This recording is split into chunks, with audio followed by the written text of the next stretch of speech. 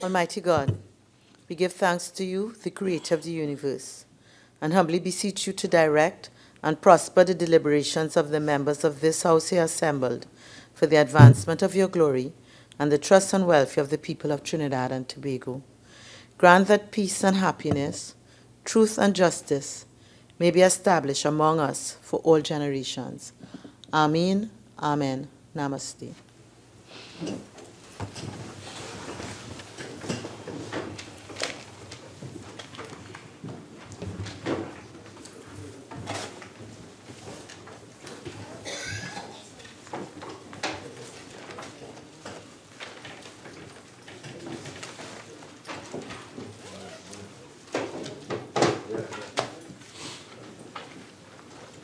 Public business, government business, bills, second reading. Honorable members, the debate on the second reading of the following bill was in progress when the House adjourned on Wednesday, October 11, 2017, will be resumed. A bill entitled An Act to Provide for the Service of Trinidad and Tobago for the financial year ending on the 30th day of September 2018.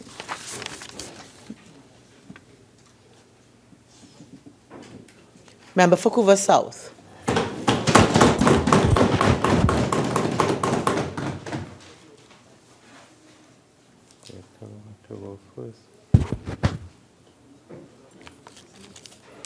Thank you, Madam Speaker.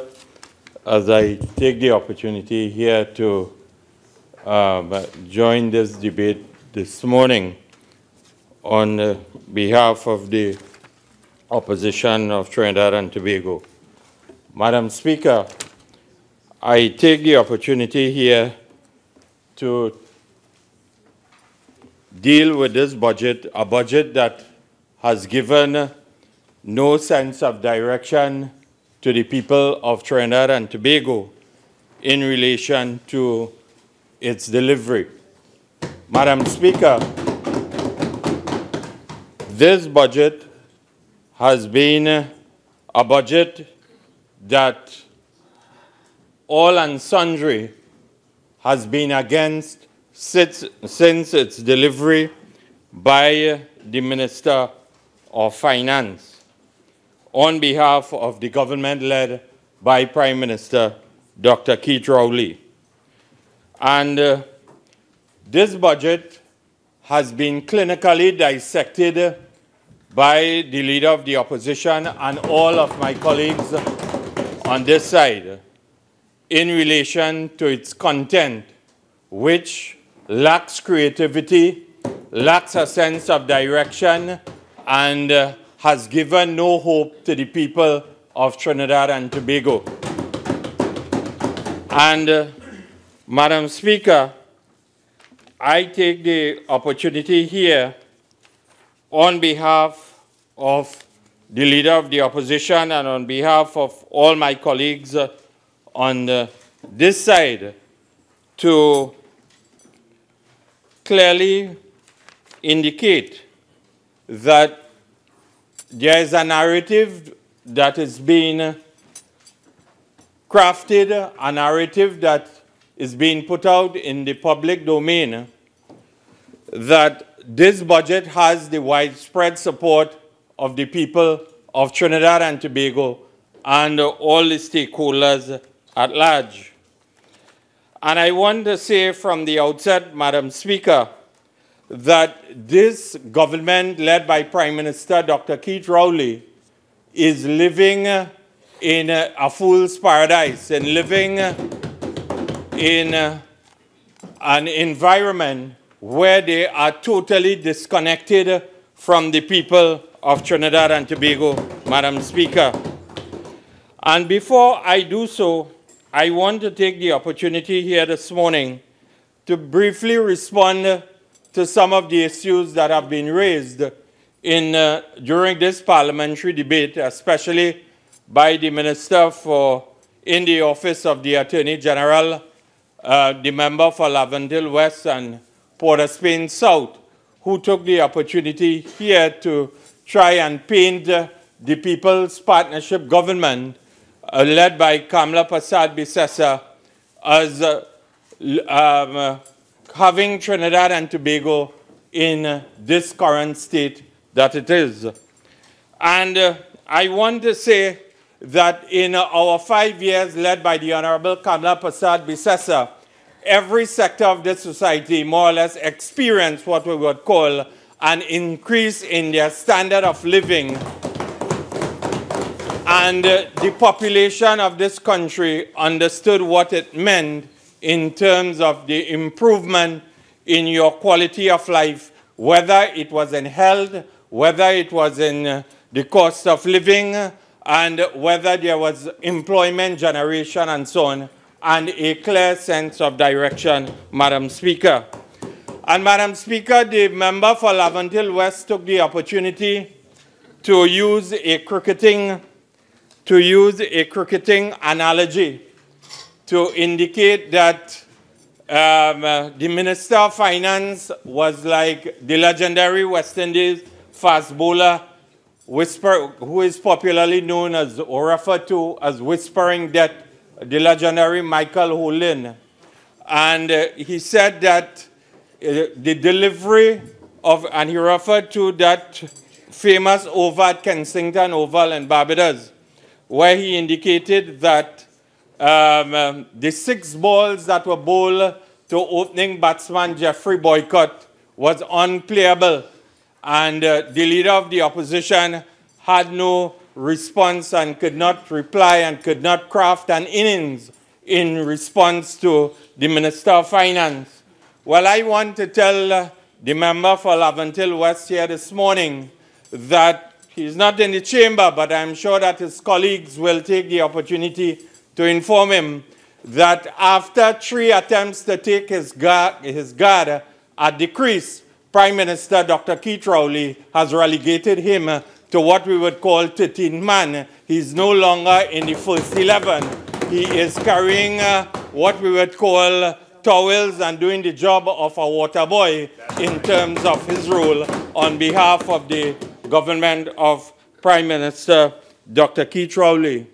And Madam Speaker, the member for Laventille West, in his usual style, crass and attempting to be vulgar and intimidatory in his language and so on, launched what we would call a broad-based attack, an unwarranted attack on all the prison officers of Trinidad and Tobago and the Prison Officers Association of this country. Madam Speaker, whilst there may be challenges within the prison service of this country, the member for Laventille West attempted to broad brush and to cast aspersions on the integrity of an arm of the law enforcement agencies of Trinidad and Tobago. And Madam Speaker, the member for Laventille West went into the private lives of the prison officers of this country. He did not present one iota of evidence. He did not present any kind of studies or impact assessment as it relates to his findings or his conclusions. And he came up with his grand theory and so on. But what he will not tell the Parliament of Trinidad and Tobago is that the Attorney General, who has been parading up and down Trinidad and Tobago attempting to shape and craft an image of him as a performing Attorney General, has abandoned the Prison Officers Association since he met with them in February of 2017, Madam Speaker. 8 months, and the member for Laventille West, being a former member of the law enforcement agencies of this country, a former policeman and so on, should have been able to tell Trinidad and Tobago what his incompetent PNM government is doing to deal with restorative justice and the prisons system, the challenges that are confronting the prison officers of Trinidad and Tobago and even the prisoners within the restorative justice system and so on in this country, Madam Speaker. And of course, my good friend from Port of Spain South, who attempted to paint a picture of wastage, mismanagement, and so on. Well, I want to tell Port of Spain South this morning that she must do a sense of introspection and a sense of confession and admit that the PNM is scandal after scandal, corruption after corruption since September of 2015, Madam Speaker. And they attempt to take the opportunity here over the last few days, Madam Speaker, of, as I said, attempting to shape a script, attempting to shape a narrative that there was waste management, mismanagement, and corruption, Madam Speaker. But I want to tell Port of Spain South that if she has done her sense of introspection, she would definitely come to the conclusion that there is crookedness in terms of the procurement of the carboster and the ocean flower and the individual, the Prime Minister, who is touted to have loved goat roti and so on in relation to recruiting him as a lobbyist on behalf of the government of Trinidad and Tobago and the people of Trinidad and Tobago. And Madam Speaker, no one can tell us after that allocation, I think, of how many $1 million? 14 or $16 million for this famous or infamous gentleman who the member for Oropuch East said that has a pasha for goat roti and so on. If he has been able to bring any kind of what we would call foreign direct investment, anything that will lead to an improvement in the quality of life on behalf of the citizens of Trinidad and Tobago. He has been an abysmal failure in the field of foreign affairs, and that is why Trinidad and Tobago is not really taken seriously at the United Nations based on the performance or the lack of performance on behalf of the Minister of Foreign Affairs, Madam Speaker. Madam Speaker, and they want to tell you the Minister of Finance wants to tell Trinidad and Tobago that the burden is being shared by all and it is being equitably distributed based on the paradigm shift and ensuring a pathway of progress and prosperity and sustainability for the economy of this country, Madam Speaker.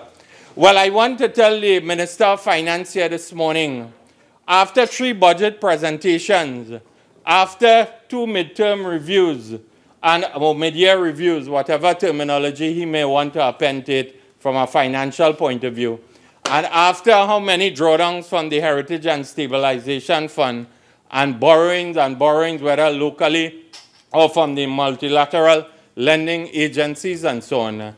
The paradigm has not shifted and it will not change. The only thing that the people have grown accustomed to under the PNM is taxation, unemployment, underemployment, pain, suffering, and hardship. The health sector is in chaos, Madam Speaker. It is taking people 6 and 7 and sometimes a year and more than a year to get an appointment to do routine surgeries. The passport system has collapsed in Trinidad and Tobago. We are no longer being able to access a passport after get 2 weeks and so on in terms of an appointment on renewal. I am told that there is a shortage of passports in Trinidad and Tobago, and as a result of that, people who want to fly out of Trinidad and Tobago, they are being subjected to exorbitant fees in terms of paying for an expedited passport. Well, so whether it is from an educational point of view, from a medical point of view, from dealing with wanting to even go on a business enterprise and so on, people have to wait months now, and the renewal of passports and the passport system at the Immigration Division of the Ministry of National Security, Madam Speaker, has collapsed, and it is indicative of the performance and the lack of leadership on the part of Prime Minister Dr. Keith Rowley. And I want the Minister of Finance to listen, because apparently he has made up his mind that he is not prepared to engage any stakeholder. That is why he went at the Chamber of Commerce post-budget forum analysis and attempted to attack a member of what we would call the professional class of this country, an economist who was attempting to put a different perspective, a different direction on the presentation of the budget. And the Minister of Finance attacked an economist in the person of Ms. Mala Dukaran. But the point I want to make here is that he indicated to the national community that he's not prepared to listen to any sterile or academic debate. The member for Laventille West, when workers and persons who have been impacted upon this budget in their pockets, when they attempted to engage or send a message outside of the Parliament of Trinidad and Tobago in his usual style, the member for Laventille West said they could do what they want when he was booed by the disenfranchised, the pauperized people outside of the Parliament. And this is indicative of their style, Madam Speaker. And I want the Minister of Finance to listen to how have the changes announced in the budget affected your way of life. And these are ordinary people. They don't belong to any particular group. You had your time. You are now the 13th man in the side Laventille West. You had your time. So the opposition is on the dance floor, so you will relax, and when you get the opportunity through one of your colleagues who may not take you on, they may not take you on in terms of what you are attempting to do.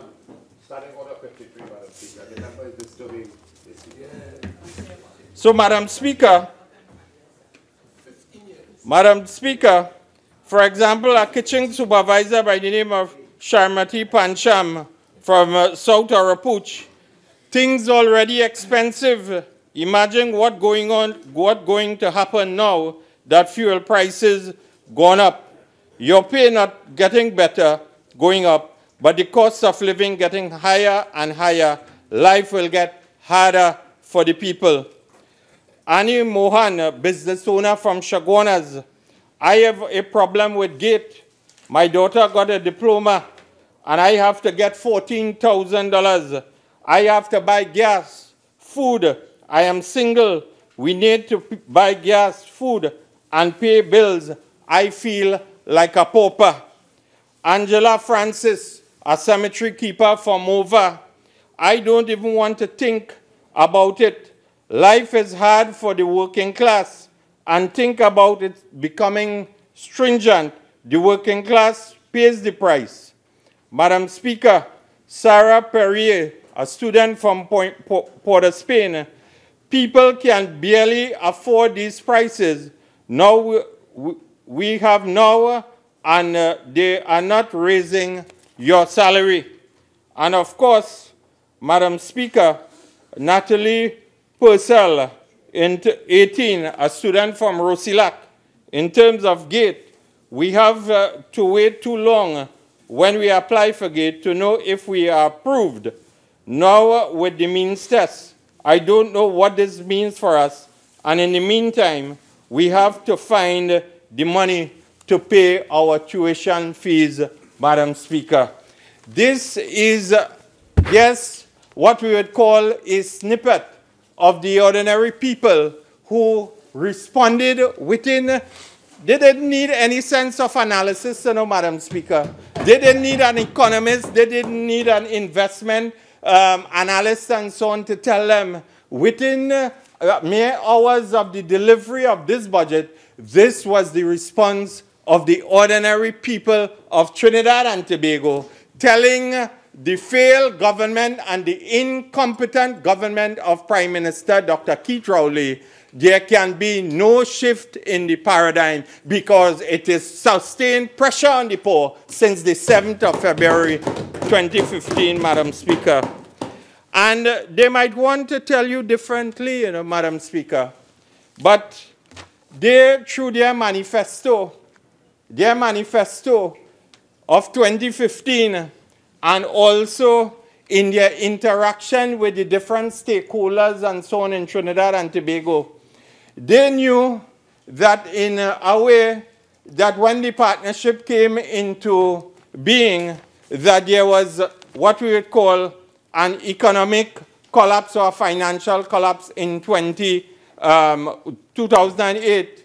When the partnership came into power under Kamla Prasad Bisesa, it was no bed of roses in handling the economy of this country and dealing with the liabilities as it relates to the stakeholders of this country, Madam Speaker. But, Madam Speaker, a Prime Minister with a sense of vision, a sense of creativity, a sense of wanting to work with the people and uplifting the people of Trinidad and Tobago, did not lift her hands in the air and say, I cannot deal with the challenges of this country, Madam Speaker, because it was the first time in this country in 17 years that Trinidad and Tobago experienced or went into the negative economic growth of minus 4.4%. There were liabilities across the board, whether it was from the point of view of CLICO, the outstanding wage negotiations, settlements to contractors and so on, and I could go on and on. And I want to tell Trinidad and Tobago to be very careful of this government because it has been a sham, a charade, one of the biggest, what we would call propaganda jobs that they have carried out on the population even before 2015, Madam Speaker, because they was in the practice nets going all over the country.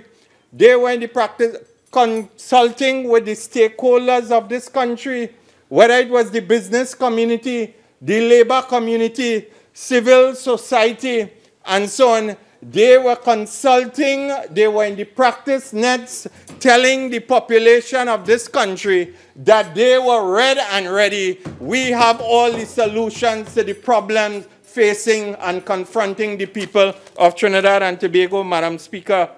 And they might want to tell you, but they might want to deny it, but I want to remind you here this morning, Madam Speaker, and just read into the record and ask the Minister of Finance what has become of the Memorandum of Understanding with the labor movement of Trinidad and Tobago, and what has become of the grandiose promises that they made via the manifesto in terms of job creation and stimulating the economy of this country and providing a firm platform for future generations of this country, Madam Speaker. Madam Speaker, the great PNM, the savior of the labor movement, the Minister of Labor has gone into hiding 2 years ago since she made a promise for what is called a grand 10-point plan to the workers of ArcelorMittal and Centrin, and only resurfaced on Pigot's Corner, what night, 2 years after hiding from the population and the labor movement of Trinidad and Tobago, Madam Speaker. Missing in action. But you know what is more important? And the labor movement must listen very carefully, because they promised to provide a clear framework of the rights and responsibilities in the workplace, a comprehensive and immediate review in consultation with the trade union movement of all labor legislation, including the Industrial Relations Act and the Retrenchment and Severance Benefit Act, and so on. a simplification of the recognition process for trade unions, a timely settlement of all public sector wage negotiations and salary negotiation, Madam Speaker. When we were the government of Trinidad and Tobago, we met all the negotiations that they left hanging. In fact, the country must remember, never forgive them, because they had and enjoyed oil prices at being $147 for US dollars per barrel of oil. Natural gas was being sold at $9 per MMBTU. And you know what was their offer to the labor movement at that time, Madam Speaker? 0, 0, 0, Madam Speaker. So a leopard cannot change its skin. That is why the Minister of Finance could continue to sing the tune of 0, 0, 0 and go to the Hyatt and tell the IMF that we will carry out your dictates, and that is why he had to make the broad pronouncement of 0, 0, 0, Madam Speaker. And you stay quiet, as I said, you had your turn. And that is why your arrogance will always continue to be remembered by the people of Trinidad and Tobago, Madam Speaker. And in regard to that, Madam Speaker, they also took the opportunity, Madam Speaker, to promise job creation. They took the opportunity and they promised a plywood factory somewhere down in South. That plywood factory, Madam Speaker, probably has not gotten off the ground because they have not received the expert advice of the Minister of Education and the member for Arima. Probably he has failed to deliver. I don't know if he could stand up to scrutiny in terms of what is his role and function in relation to being the best woodwork teacher in Trinidad and Tobago, Madam Speaker. I say no more. And Madam Speaker, so they have not delivered on the plywood factory. They have not delivered on the member for, in fact, she's my constituent. But I don't see her. The only time I saw her was at Pigat's Corner. And she promised 35,000 jobs. She told the workers who lost their jobs at ArcelorMittal and Centrin that she was engaged in discussions on behalf of the government of Trinidad and Tobago with a recruitment agency by the name of Hire Pro Drivers Limited, I think. And she promised 35,000 jobs in relation to the possibility of driving long-haulage trucks in Canada. And also the possibility of dual citizenship to the nationals who would have taken up these jobs and so on. And she indicated that it would have been concretized and discussions would have been finalized by the end of December of 2016, Madam Speaker. We are slowly approaching the end of 2017, and that is a hallmark of incompetence and the lack of delivery on the part of the ministers of this government of Trinidad and Tobago, Madam Speaker. And in addition to that, the Minister of National Security came to the Parliament of Trinidad and Tobago, and I think in 3 budget presentations, they promised that there would be the recruitment of supplemental police officers in the relevant local government bodies in this country. They said that in the 14 corporations, there will be a recruitment of 100 supplemental police officers. And in that regard, that is yet to get off the ground. And again, it reeks of incompetence and a lack of delivery on the part of the government of Trinidad and Tobago, Madam Speaker. And in this regard, Madam Speaker, I want to tell you that there will be no job creation. There will be no growth of the economy. There will be no diversification of the economy of this country, Madam Speaker. And in fact, Madam Speaker, the fallout from this budget is already impacting it is already causing a sense of hardship and pain because, Madam Speaker, only yesterday you saw how outside of the Parliament of Trinidad and Tobago, how warmly the leader of the opposition was greeted by, she was greeted by a large contingent of workers from the Union of Commercial, what we would call Union of Member Clubs and Lottery Workers in Trinidad and Tobago, Madam Speaker, because they know that the only hope for the restoration of Trinidad and Tobago is a government led by Kamla Persad Bissessa, Madam Speaker. And already 6 clubs have closed their doors.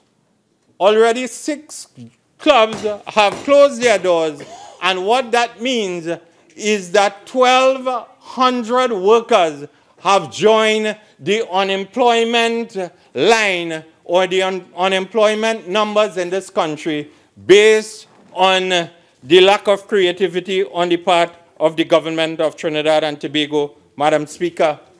And the Minister of Finance has attempted to double the taxation, Madam Speaker, on the already, what I would call persons who are committed to paying their taxation and so on, Madam Speaker.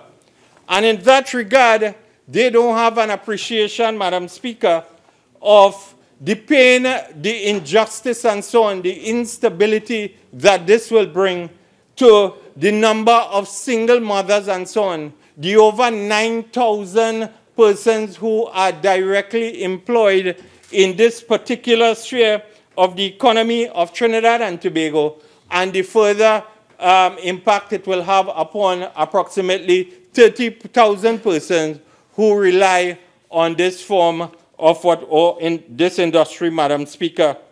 Madam Speaker, and the manner in terms of how the Minister of Finance has operated in imposing this form of taxation on the people or on the gaming industry reflects an overall modus operandi of the government of Trinidad and Tobago, Madam Speaker.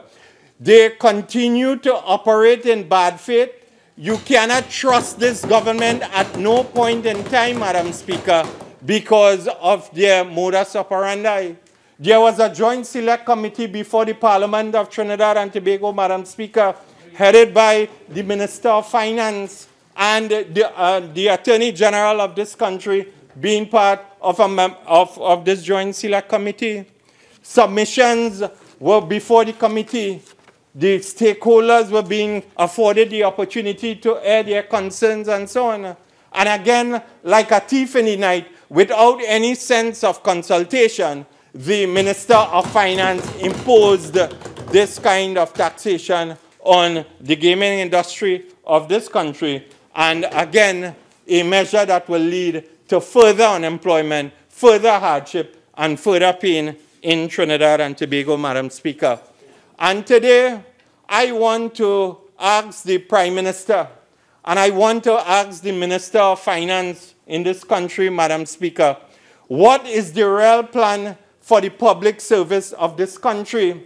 Because whether it is in the Parliament of Trinidad and Tobago, whether it is in their budget presentations, whether it is in their conversations with the people up in St. Augustine or at Pigot's Corner, they continue to moan and groan about the size of the public service in Trinidad and Tobago.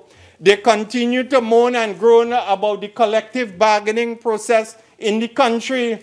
They said that the partnership was irresponsible and reckless. I want to tell them, unless they are prepared to undermine the collective bargaining process and the labor laws of Trinidad and Tobago, whatever wage increase was afforded to the trade union movement and their respective members, it was done through the collective bargaining process and the labor laws of Trinidad and Tobago, Madam Speaker.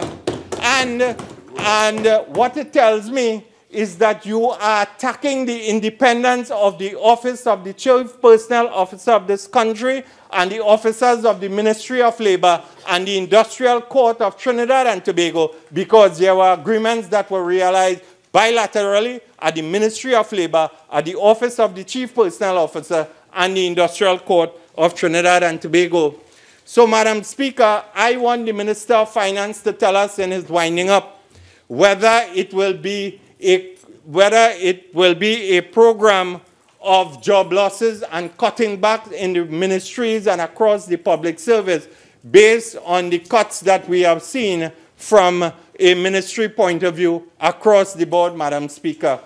And again, that reeks of what we would call an IMF prescription, Madam Speaker. And I am further forced to deepen the argument whether it will be a program of privatization at the state enterprises of this country, because in his pronouncements, and if you read into the budget presentation, you will see that there are cuts earmarked, and they continue to speak about the size of the debt at WASA and TNTech and Petrotrin and so on. In fact, what was stated in relation to Petrotrin, Madam Speaker, we heard it in the last budget, and we heard it in the budget before, Madam Speaker. So nothing new has been said, Madam Speaker. And is it that the Minister of Finance is setting the platform for what I would call mass privatization of all the state enterprises in Trinidad and Tobago? Minister of Finance, come clean with the population of this country and come clean with the respective trade unions who are representing these workers in all the state enterprises, Madam Speaker.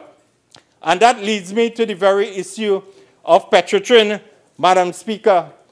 Madam Speaker, at Petrotrin, there seems to be a process now. Well, we will have heard of the fake oil and the scandals and so on that was pointed out by the leader of the opposition.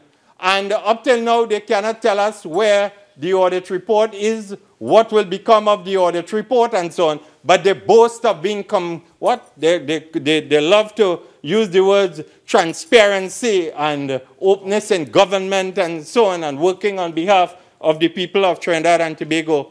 What will be the business model that will be used or that will come at Petrotrin, Madam Speaker? Will all the workers at Petrotrin lose their jobs? Will there be the creation of 3 new state entities or 3 new business entities, Madam Speaker, at Petrotrin? And also, Madam Speaker, I want to ask the very important question, Madam Speaker. At Petrotrin, we have heard of restructuring, but it seems it cannot get off the ground. For what reason? Because any time a board is appointed at Petrotrin, a board is replaced with a parallel committee. We have heard of an implementation committee now in this budget presentation. When the board of Andrew Jupiter was appointed, up till now the country does not know why Andrew Jupiter resigned as the chairman of Petrotrin, whether it was linked to the fake oil scandal and the pressure that was applied on him, and nobody knows why the board of directors were replaced, Madam Speaker. And you had the Lashley report, Permanent Secretary in the Ministry of Energy, a 7-man committee. Nothing worked. The report is out in the public domain. I think the Minister of Energy has it, but he's guarding it. I don't know for what reason. But he has to meet and treat with the OWTU at some point in time. And they must remember time longer than twine, Madam Speaker. In relation to that, after that, no restructuring at Petrotrin. You hear now of a board led by Wilfred Espine, Madam Speaker. And also we hear of an implementation committee. And I want to ask the Minister of Energy and the chairman of Petrotrin, in light of the scandals and in light of the debt burden and in spite of we cannot spend money and so on, if he is aware of Mr. Stephen Derrick, the Vice President of HR and so on, in terms of who authorized the promotion of 2 persons within the HR department of Petrotrin and so on, and who are drawing salaries in excess of $45,000 per month in addition to allowances. And is this part of what we would call restructuring based on the PNM's position and based on the utterances of the Prime Minister that we must deal with the restructuring of Petrotrin? Madam Speaker, I also want to turn my direction to the Trinidad and Tobago Revenue Authority. We have heard of the Trinidad and Tobago Revenue Authority in Budget 1, Budget 2, and Budget 3. And also, we have heard of their grandiose plans and so on. But I want to ask the Minister of Finance this morning, has he instructed the Minister in the Ministry of Finance, Alison West, to conduct what we would call meetings with employees at the Board of Inland Revenue and Customs and Excise to carry out what it called a human resource survey and a human resource exercise to find out whether persons will accept termination or whether they want to reapply in the new entity called the TTRA. And I ask that, Madam Speaker, because up till now, in spite of the Minister of Finance indicating that the budget presentation, in his budget presentation, that this entity will become into force by the beginning of 2018, have they engaged the recognized majority union in law, that is the Public Services Association? Have they formally written to him? Have they carried out have they completed a new organizational structure? Have they completed a manpower audit exercise and so on?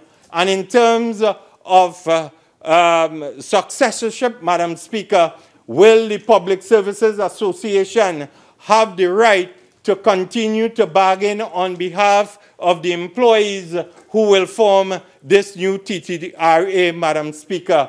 These are the questions that I would want the Minister of Finance to answer on behalf of the 2,500 public servants who do not know what is the status of their job and whether the minister is openly allowing the minister in the ministry to suppress and undermine the established labor laws of Trinidad and Tobago. And since she has been appointed recently too, she came out of hiding too. She came out of hiding recently in a post-budget analysis again to say that she has evidence. She knows who dodging tax in Trinidad and Tobago without providing any empirical data to the people of Trinidad and Tobago. A broad-based attack again, an unwarranted attack on the middle class in this country without providing any sense of data, without any kind of empirical evidence, Madam Speaker. And the Minister of Finance, we all want a more efficient tax collection system in this country. We all want a progressive Trinidad and Tobago. But we must remember, this is the Minister of Finance who promised. He promised that he was going to hire, the broad headline was an army, a cadre of tax officers and compliance officers and so on. What has become of, what have they done to improve the tax collection system at the Board of Inland Revenue and also at the Customs Division of the Ministry of Finance? He has presented nothing that will give the population of this country that the government is serious about improving their revenue stream and improving the quality of life of the citizens of Trinidad and Tobago, Madam Speaker. And I also want to ask the Minister of Finance, because I am sure the Minister of Finance could recollect that the management of the National Insurance Board, Madam Speaker, indicated to the population of this country that if a serious restructuring exercise is not done at the National Insurance Board, that the pension benefits of, and the benefits of all who enjoy their, what we would call kakara from the ministry, the national insurance system, it may be in jeopardy, it may evaporate by 2030, Madam Speaker. And I want to know if the Minister of Finance would tell us whether he instructed or whether there was a plan by the management of the Board of Inland of the National Insurance Board to cut all pensions across the board in all classes, Madam Speaker, and whether a study was done and who instructed who at the National Insurance System to restructure the pension benefit system based on the last actual report or review, Madam Speaker. That is what I would like the Minister of Finance to answer in his winding up, Madam Speaker.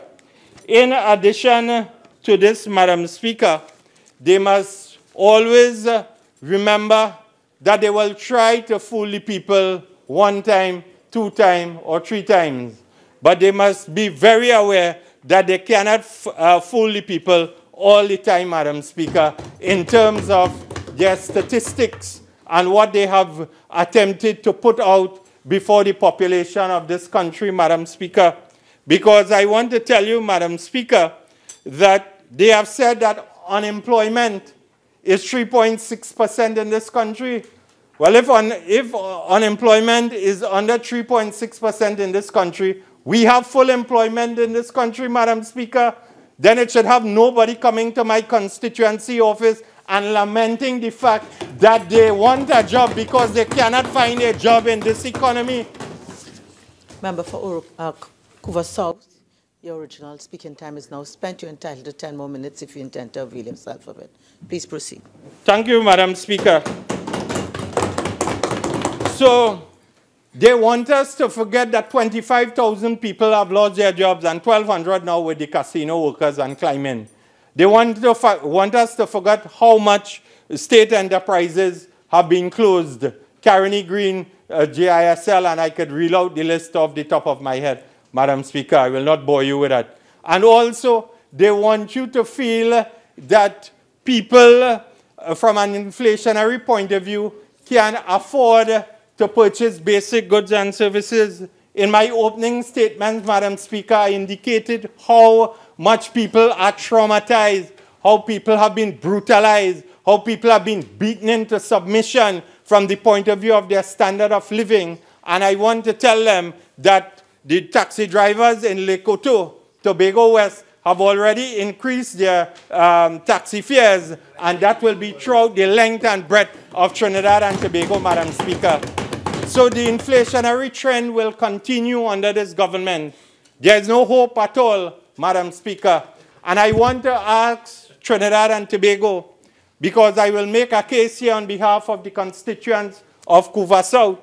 After $110 billion that have been spent in this country, Madam Speaker, in the last 2 years, I cannot, if I hold you by your hand and walk you through the constituency of Couva South, I cannot tell you that one thing has been completed on behalf of the people after $110 billion being spent.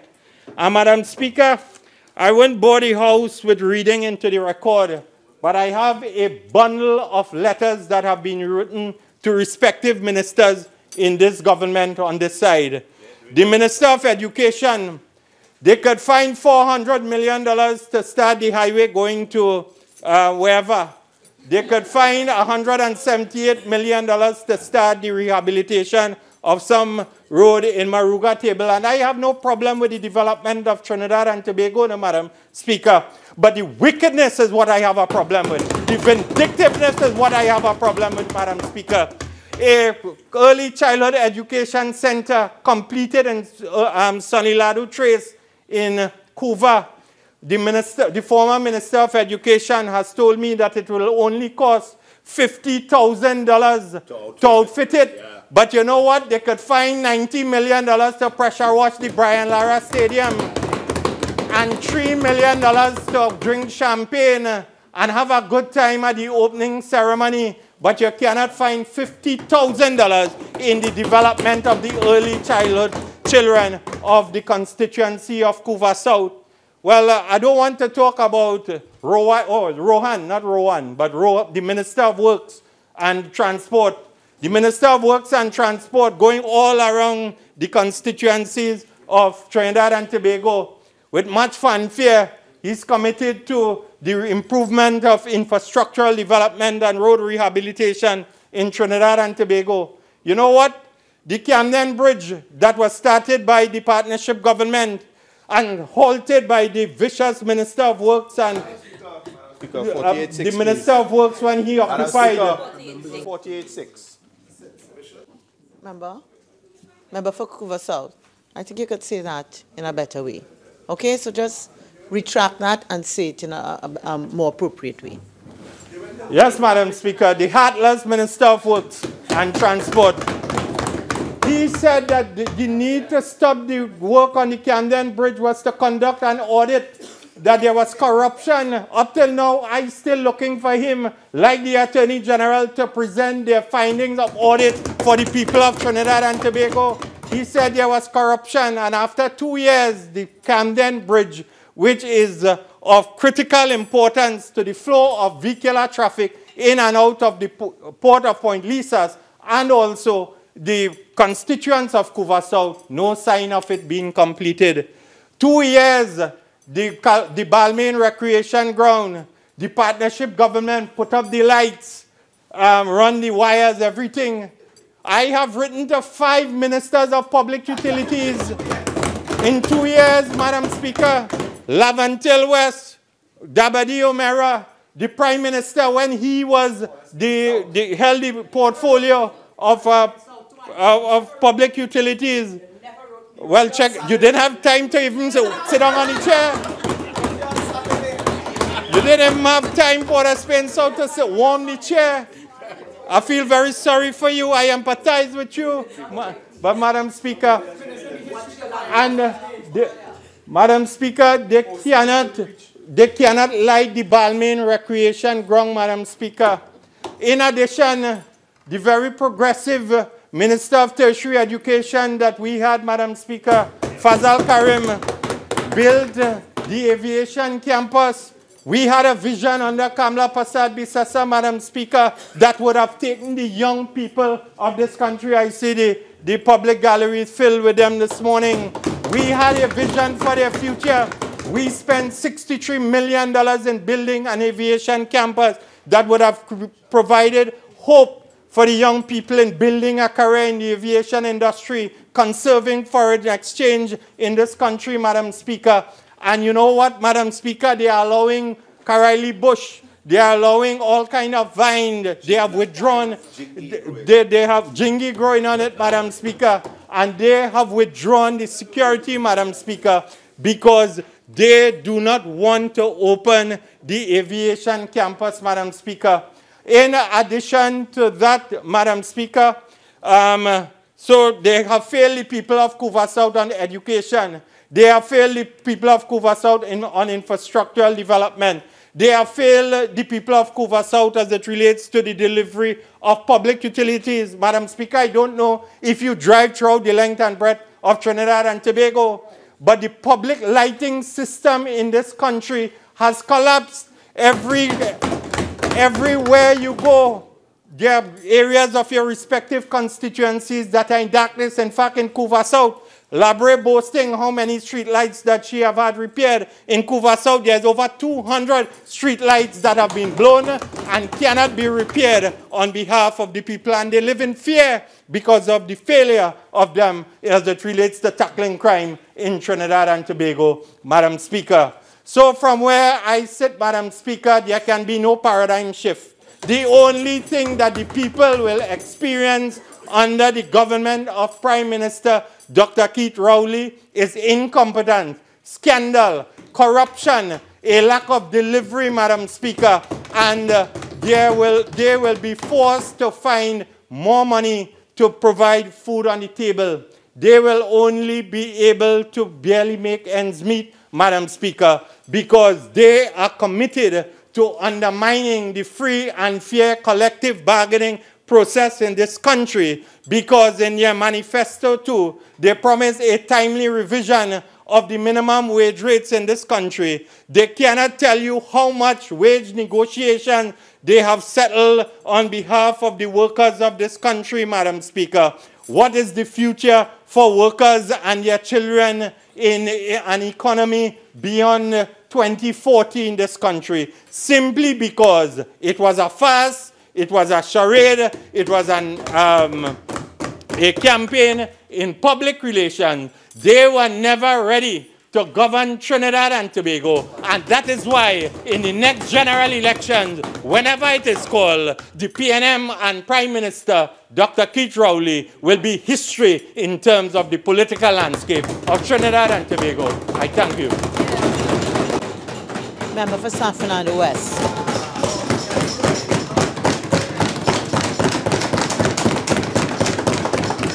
Thank you, Madam Speaker. Perhaps I should take a moment of silence just to let the volume subside from the member who last spoke. Shakespeare was right, and so too many other authors, that sound and fury fill certain vessels. I won't even continue further lest I interrupt the privileges of the Parliament. Madam Speaker, I think that the member for Couva South gave his most constructive speech yet. I literally am forced to reflect upon the fact that the member for Couva South sat as a minister in the Ministry of Finance.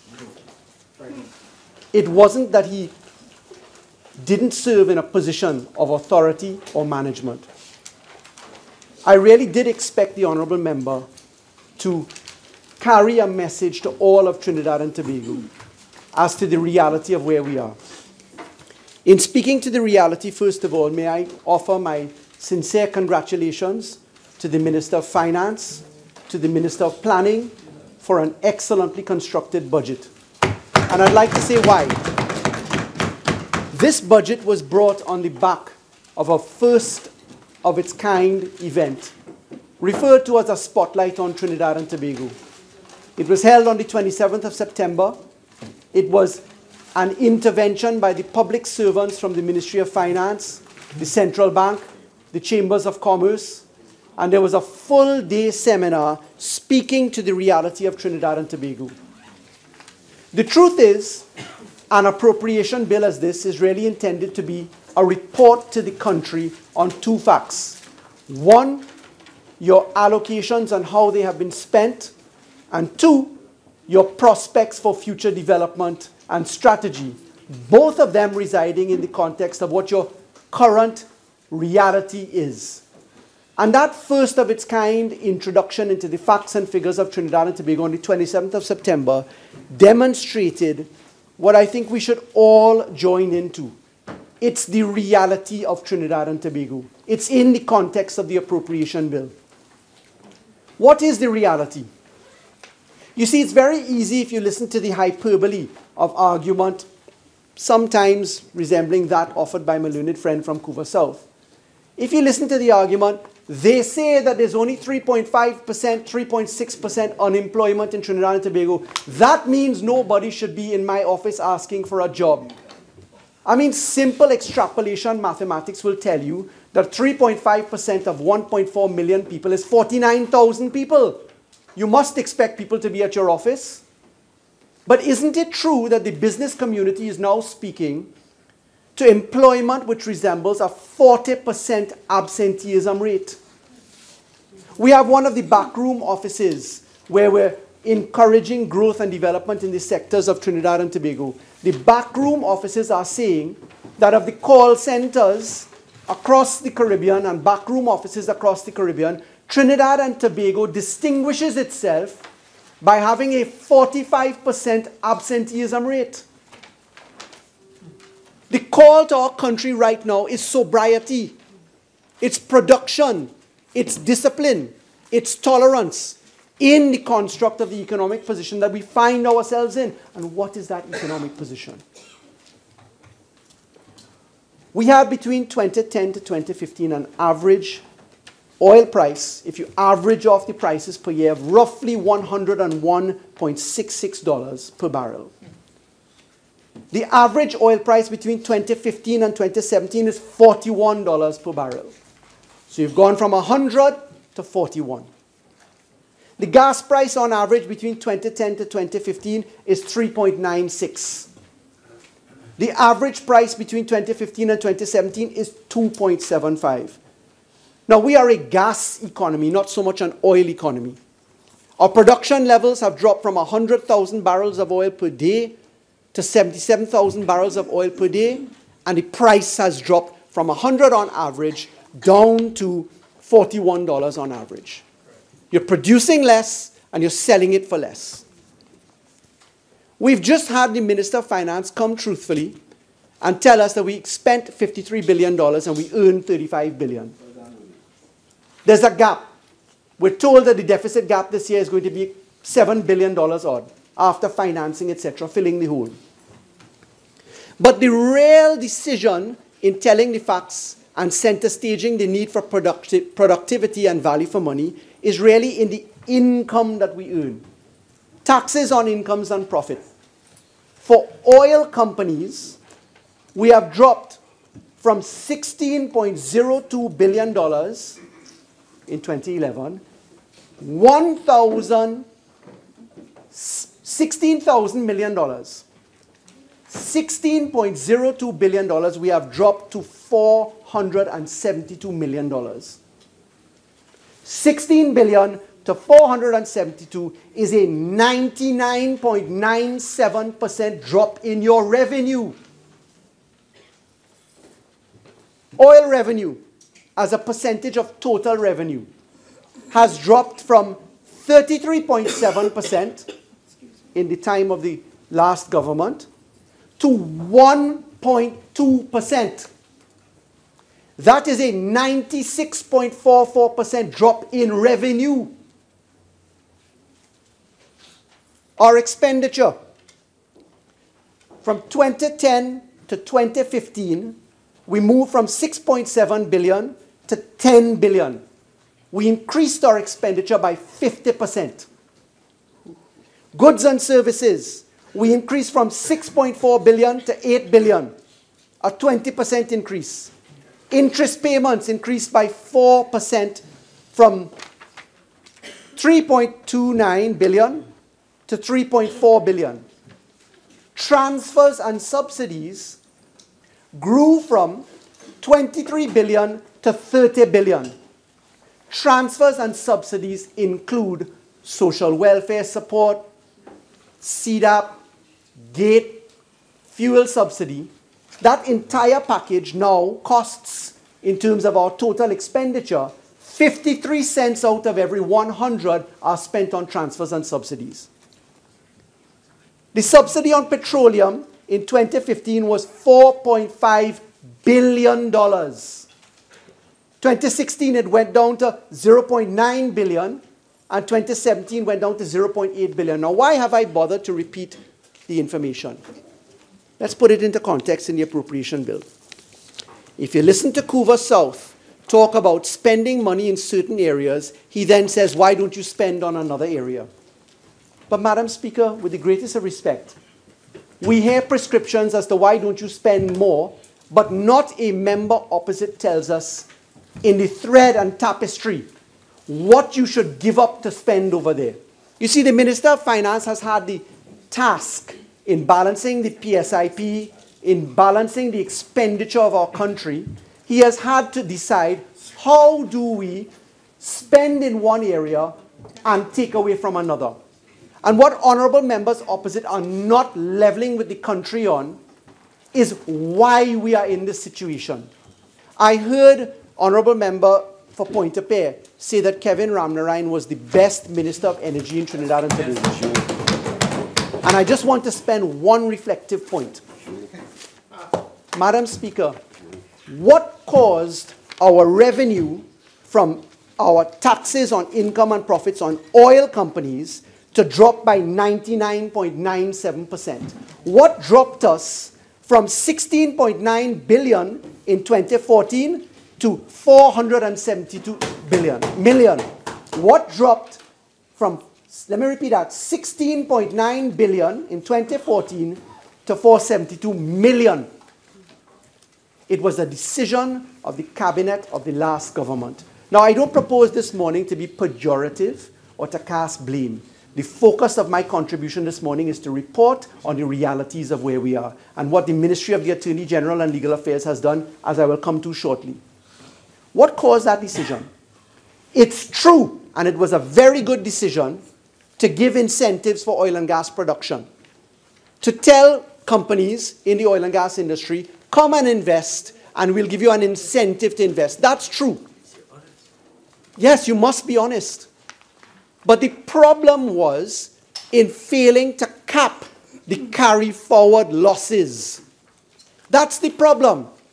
There was no cap on carrying forward losses in the oil companies, which meant that they will carry forward their losses almost until 2025.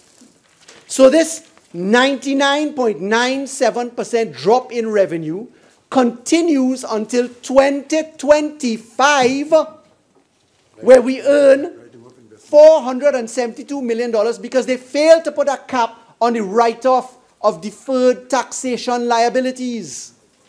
We have students from the University of the West Indies here. Understand through you, Madam Speaker, what I'm saying.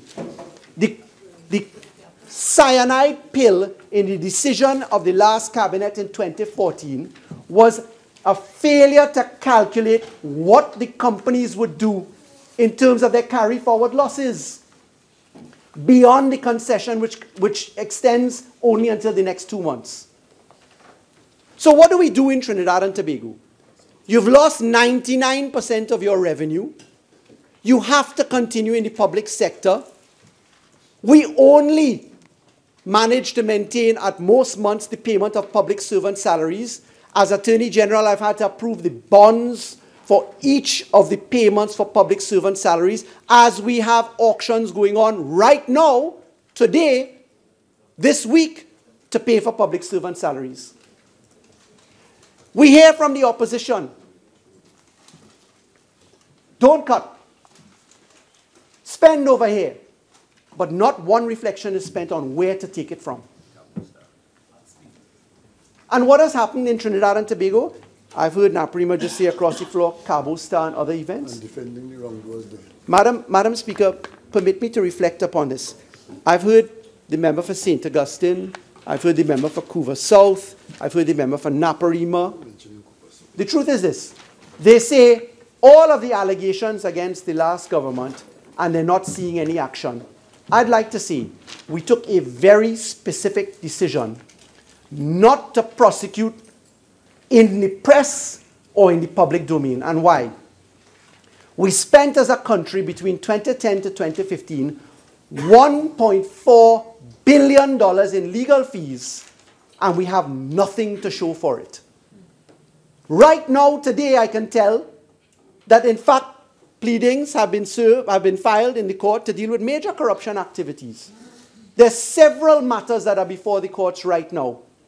But the truth is that the citizens of this country are tired of hearing talk, talk, talk, are coming for you, are coming for you, are coming for you, pre-action protocol after pre-action protocol, what I call pap smearing, $1.4 billion later, and we don't have anything to show. So the truth is this, we understand that as a government, we will be judged on our performance in 2019 in a local government election and in 2020 in the general election.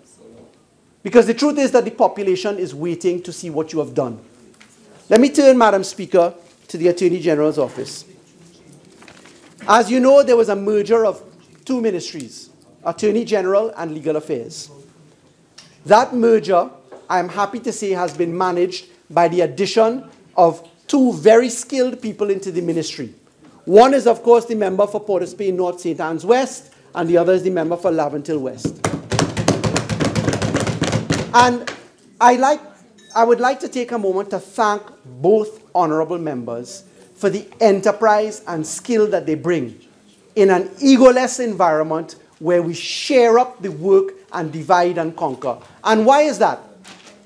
The Office of the Attorney General and Legal Affairs is essentially responsible for all civil law, all criminal law, all legislative work, reform of our jurisprudence and our path forward, but also responsible for 15 bodies, statutory bodies, including the Industrial Court, the Judiciary, the EOC, the Environmental Tribunal, the Anti-Corruption Investigation Bureau, and the list goes on.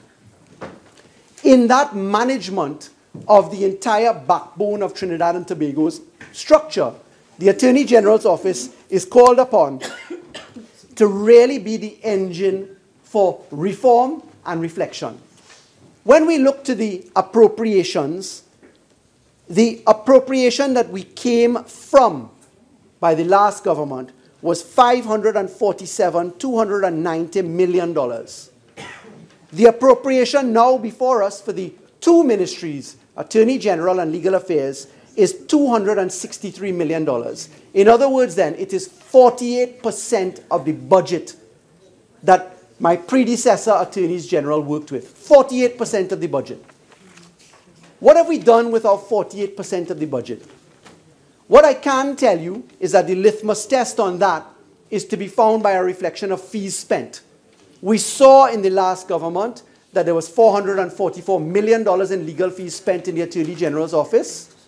In fact, I'm able to report today that we have spent $10 million on our local attorneys, and we have cleared arrears of $38 million to the DPP's office, $1.2 million again to the DPP's office. We have $500,000 again to the DPP's office, and back pay in terms of arrears left, $137 million of bills left by the last Attorney General. We've cleared $1.5 million. Bills for lawyers? Bills for lawyers. What we have therefore done is to reduce the expenditure in the Attorney General's office. Year-on-year comparison, we as a government have spent 8% of what my predecessor spent year-on-year. 8%. What have we done with the 8%? We did that, Madam Speaker, by ensuring that the 1,062 people that we employ are properly utilized across the divisions. The Solicitor General, the Chief State Solicitor, the CPC's department, the DPP's department, by way of satellite management. But I want to inform honorable members, the number of employees that we inherited in 2015 was 1,142. We are operating with 1,062. No persons at the AG's office have been sent home. Not a single person has been sent home from 2015 to now. At the legal affairs end, where we have the discrepancy in bodies, the drop in figures, approximately 180 people were interviewed and re-interviewed, and what we had was roughly 86 people just not turning up. They didn't possess the qualifications, they didn't return to work, there was no interview process for them. Ghosts. In short, they were ghosts. We reported to 500 that we had in 2015, and we now have 86, but we have managed to keep the entire staff in check by simply reorganizing. That was sent to the police, as you're aware. We're awaiting on the police production. What I can say in relation to that, Madam Speaker, the government can only go so far in dealing with matters. Let me give you an example.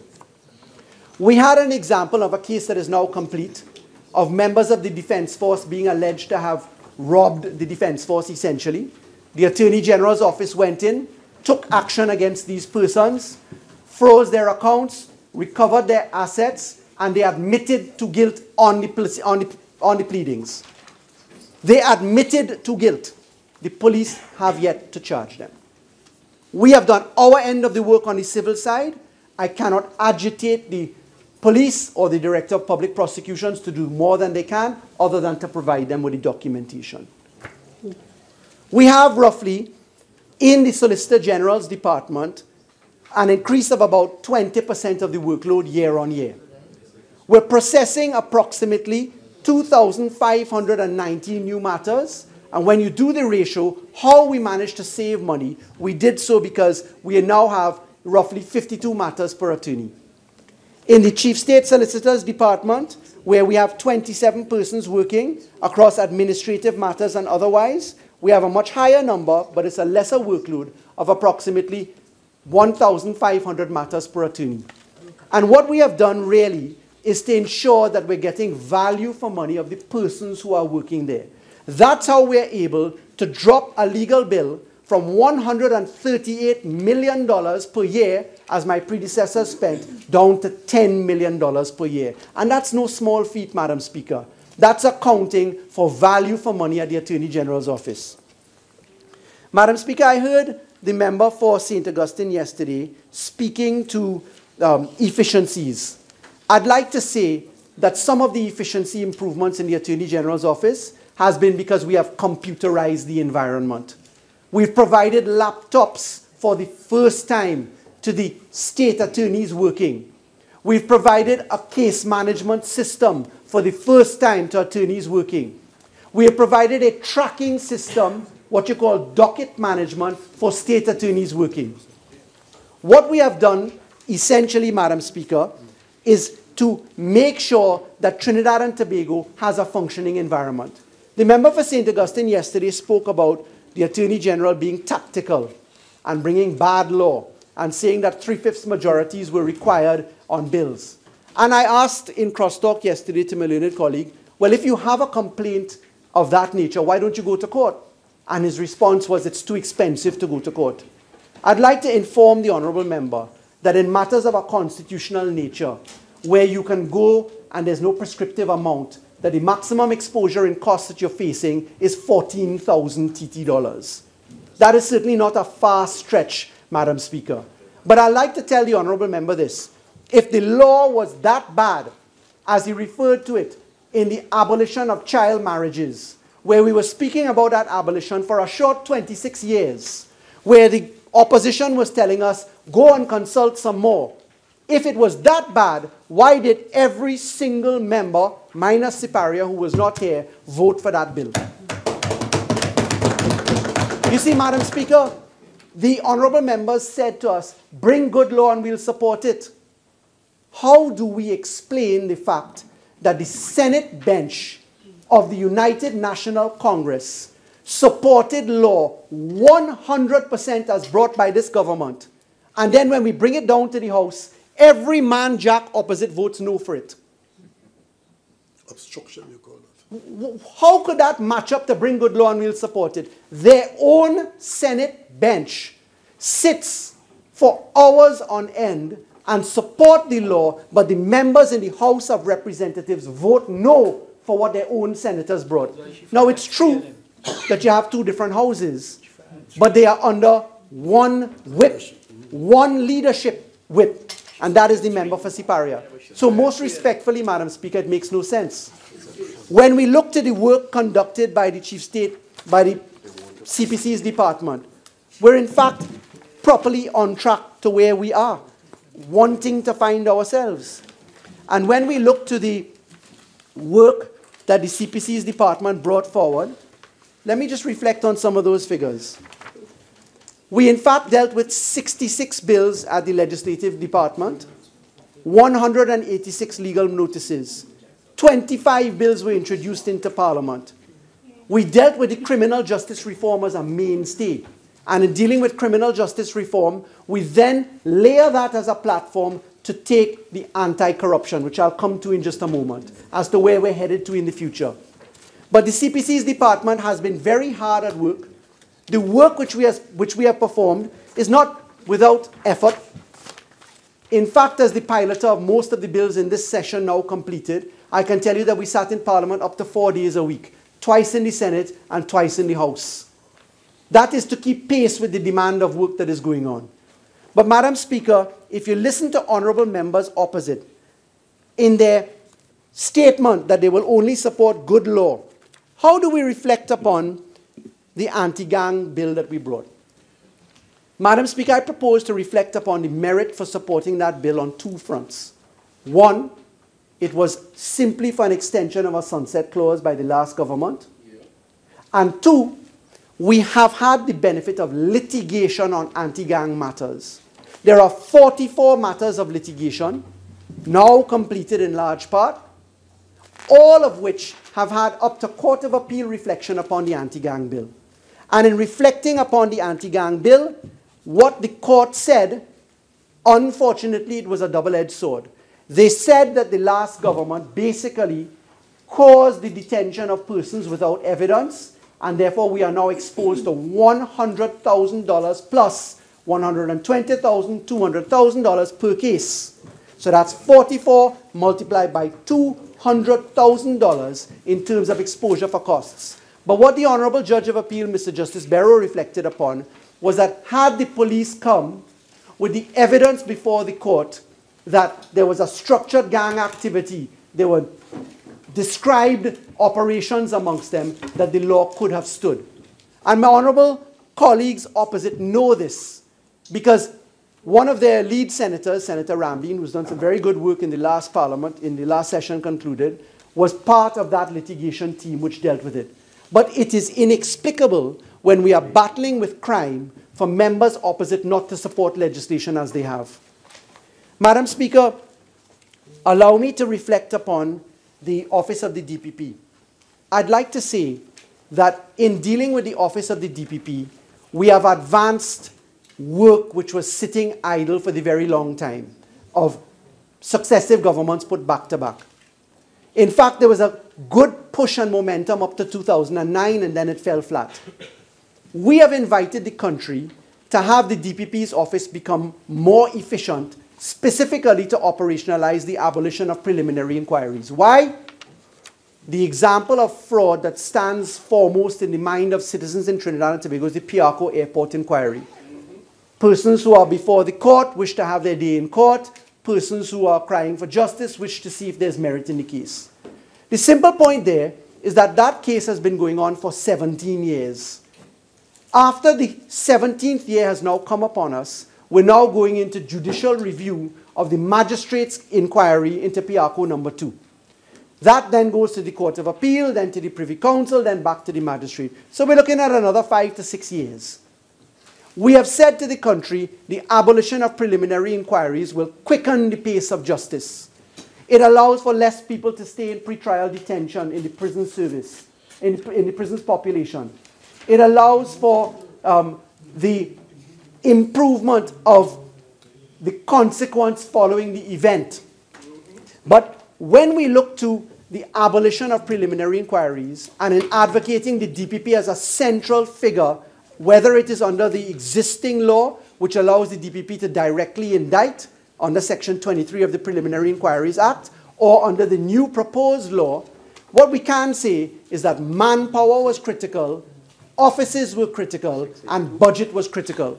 And permit me to put onto the record that we have given the DPP 3 new offices, one which was far advanced in Tobago, nearly complete, one in Port of Spain, and one in San Fernando. And all that we are waiting on is the DPP to give certain instructions for the completion of those works. We have similarly ensured that we have appointed a significant number of other bodies to the DPP by agitation to the Judicial and Legal Services Commission, and we have improved their manpower by approximately 40%. But more than that, I tie back to the amount of fees spent. I ask you to note that of the budgeted amount of $50 million to be spent by the Attorney General's office last year, that $40 million was spent in the DPP's office. And that shows you the focused attention for the support of the Director of Public Prosecutions.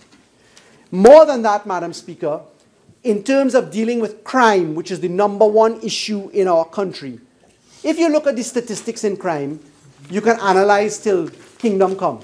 It's true that the serious crimes have fallen in 2017 significantly from where they were in the 5-year period prior. But that has not redounded to a reduction in the number of murders, which is the true barometer of crime and criminality, or to the sense of security that citizens want to feel and ought to feel. But when you look to the administration of justice, the development of the criminal proceedings rules, which came in April 2016 under this government, has been a landmark event, and I wish to signal that as the backbone upon which we have prosecuted reforms for the introduction of judge-only trials, for the introduction of plea bargaining, for the introduction of an easier access to bail, for the introduction of the decriminalization of motor vehicle offenses as to violations, so that we remove 100,000 cases from the magistracy.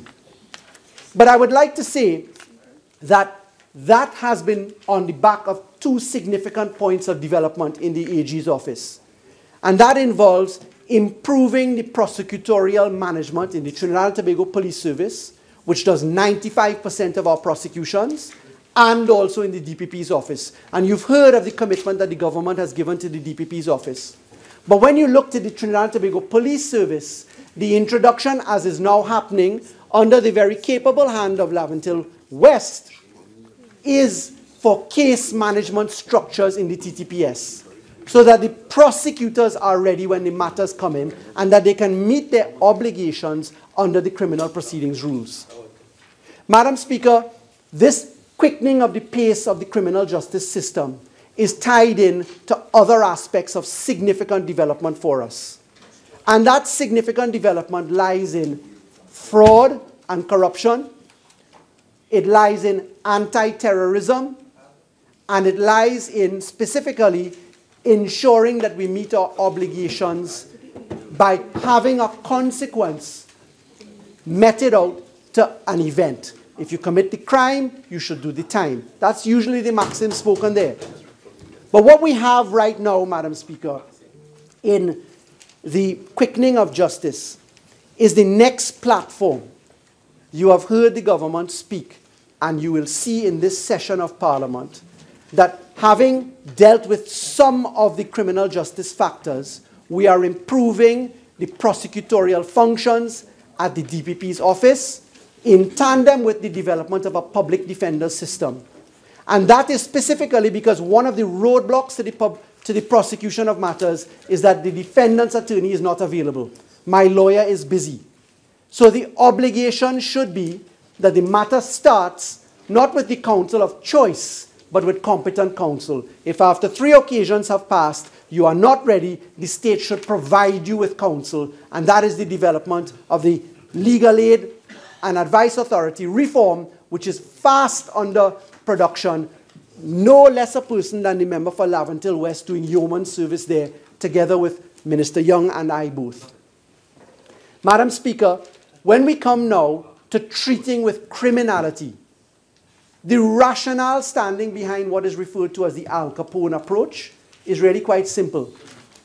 You not only look at taking guns off the street, charging people for murder, etc. And I'd like to pause to compliment the Trinidad and Tobago Police Service. It is not lost upon me that there is an incredibly shortened gap now between an allegation of kidnapping and somebody now before the court. An allegation of murder and somebody before the court. An allegation of a shooting and somebody before the court. And that did not happen by mistake, Madam Speaker. It's not spoken about widely, but if you look at the improvement in the quickening of time frame of persons coming before the court, that did not happen by mistake. We have a very humble Minister of National Security who doesn't often boast about the work that he has done. But I wish to testify for him that our international partners find the work at the Ministry of National Security in improving the systems to be the best that they have ever seen. And I compliment the Honourable Member for point forwarding on the work that he has done. Madam Speaker, we heard the member for Naparima engage in what I thought was a very reckless event. And I say so because the Honourable Member for Naparima stood up on the floor of this Parliament and told us, and I quote from his Hansard at page 19. The Honourable Member for Naparima said this: "We were told 2 weeks ago that when they captured one of the major cities in Syria, they captured ISIS fighters. They found Trinidad and Tobago families among those that were ISIS fighters. We had to find that out from abroad, not from our SSA." Total fabrication. We made a big deal about that on this side by way of an interruption through the Honourable Prime Minister under the standing order that the Honourable Member stood to try to clarify the issue, when he then came back to say he was reading from a news report and that it was really Iraq and not Syria. And that was properly introduction of new material, because that's not what the member said. The Honourable Member spoke to Syria. But the offence that was taken, Madam Speaker, is because The anti-terrorism bill was introduced under a PNM government in April 2010. For 5 years straight, nothing was done under anti-terrorism. Not an entity listed, not a border patrol put into effect, no outward bound management, no inward bound management, not a file at the National Security Council. And members opposite, Oropuchi is quoted as having given a statement saying that there were 400 persons from Trinidad and Tobago who were in ISIS, failing to recognize that there is no actual information in the system as to 400 people anywhere, but more particularly not being available to answer a single query that was put to the honourable member. And the honourable member for Naparima ought to know, because he served abroad for Trinidad and Tobago, that when you make statements like that, our international partners pay attention. It finds its way into international journals. It finds its way into television programs. They promote that Trinidad and Tobago is this highest per capita contributor of ISIS fighters in the world. And when the member for Port of Spain, North St. Anne's West says that that is unpatriotic, it is true. It is. And Madam Speaker, I would like to say, both Minister Young and I have been in constant discussion with our international partners. There are weeks when I attend at the United States Embassy on Skype conferencing to the Attorney General of the United States, to the Homeland Security, to the Department of Justice, accounting for what Trinidad and Tobago's real position is. And you know what the real position is? Since taking office, this government has listed 341 persons under the anti-terrorism law. This country has listed an individual from Trinidad and Tobago based on evidence at the United Nations.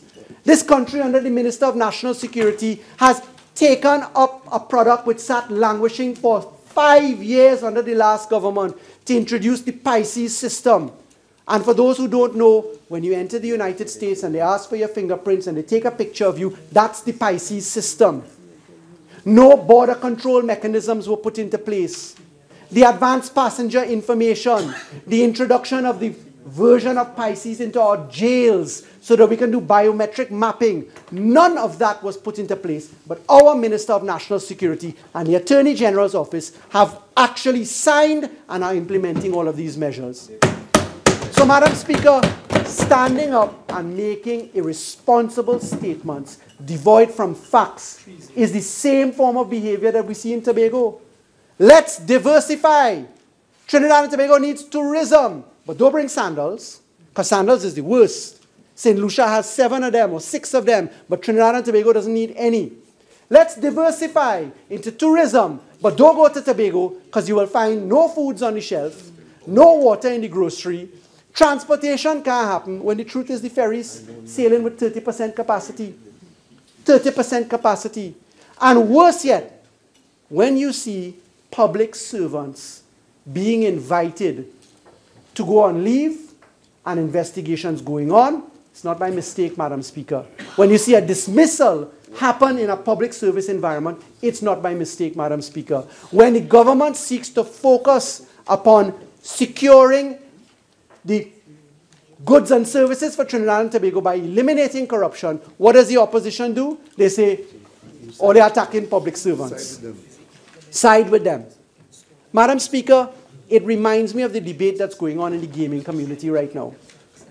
I noticed yesterday a person from my office was coming across and passed through the crowd and was given a book in his hand. And he was told, sign the book, otherwise you can't be paid. Yes. That is a fact, Madam Speaker. A government employee was handed a book yesterday and told, sign or you can't be paid. I'd like to declare, Madam Speaker, that I did do a considerable amount of work for persons in the gaming community when I was in private practice. And I want to tell you some of the scoping, without breaching any client privilege or other factors. I'll speak in general terms.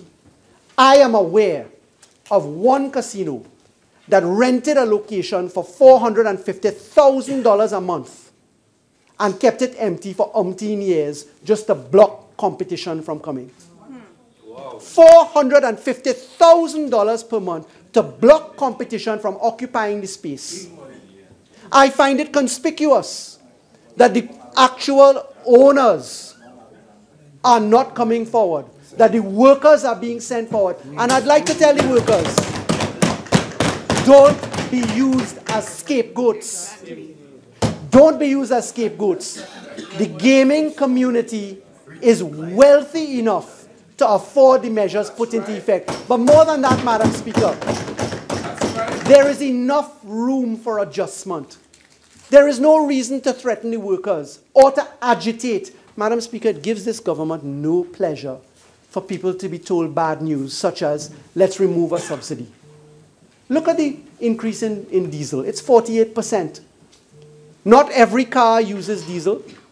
There is CNG, which is massively cheaper and which has been incentivized for years, but nobody has migrated to it. Why? Because there was no need to migrate. It's approximately $1 billion in fuel subsidy, $800 million last year to be precise. And we are at the point where we need to take that money in subsidy and actually provide it to other areas like health, like education, like paying public servant salaries. But Madam Speaker, when you try to prosper on the back of difficulty, you're headed in the wrong direction. And the gaming workers are being exploited, Madam Speaker. And I ask them to hold strong, because the government is very aware of their position. As the regulatory environment pushes out, the industry will settle itself and we move away from the vagaries of an unregulated, unbankable sector into a regulated sector. And that is something to be looked forward to with anxious anticipation. Madam Speaker, on that point of diesel, 48% across a 12-seater maxi taxi is what per customer? Isn't it not 4%? Is not a 25-seater maxi 2.2% per customer? Isn't it true that customers should be empowered by the opposition to say, well, look, everybody doesn't have to suffer a 50% hike. In fact, if you take a 25-seater and you divide it by the number of users, it's 2% per customer.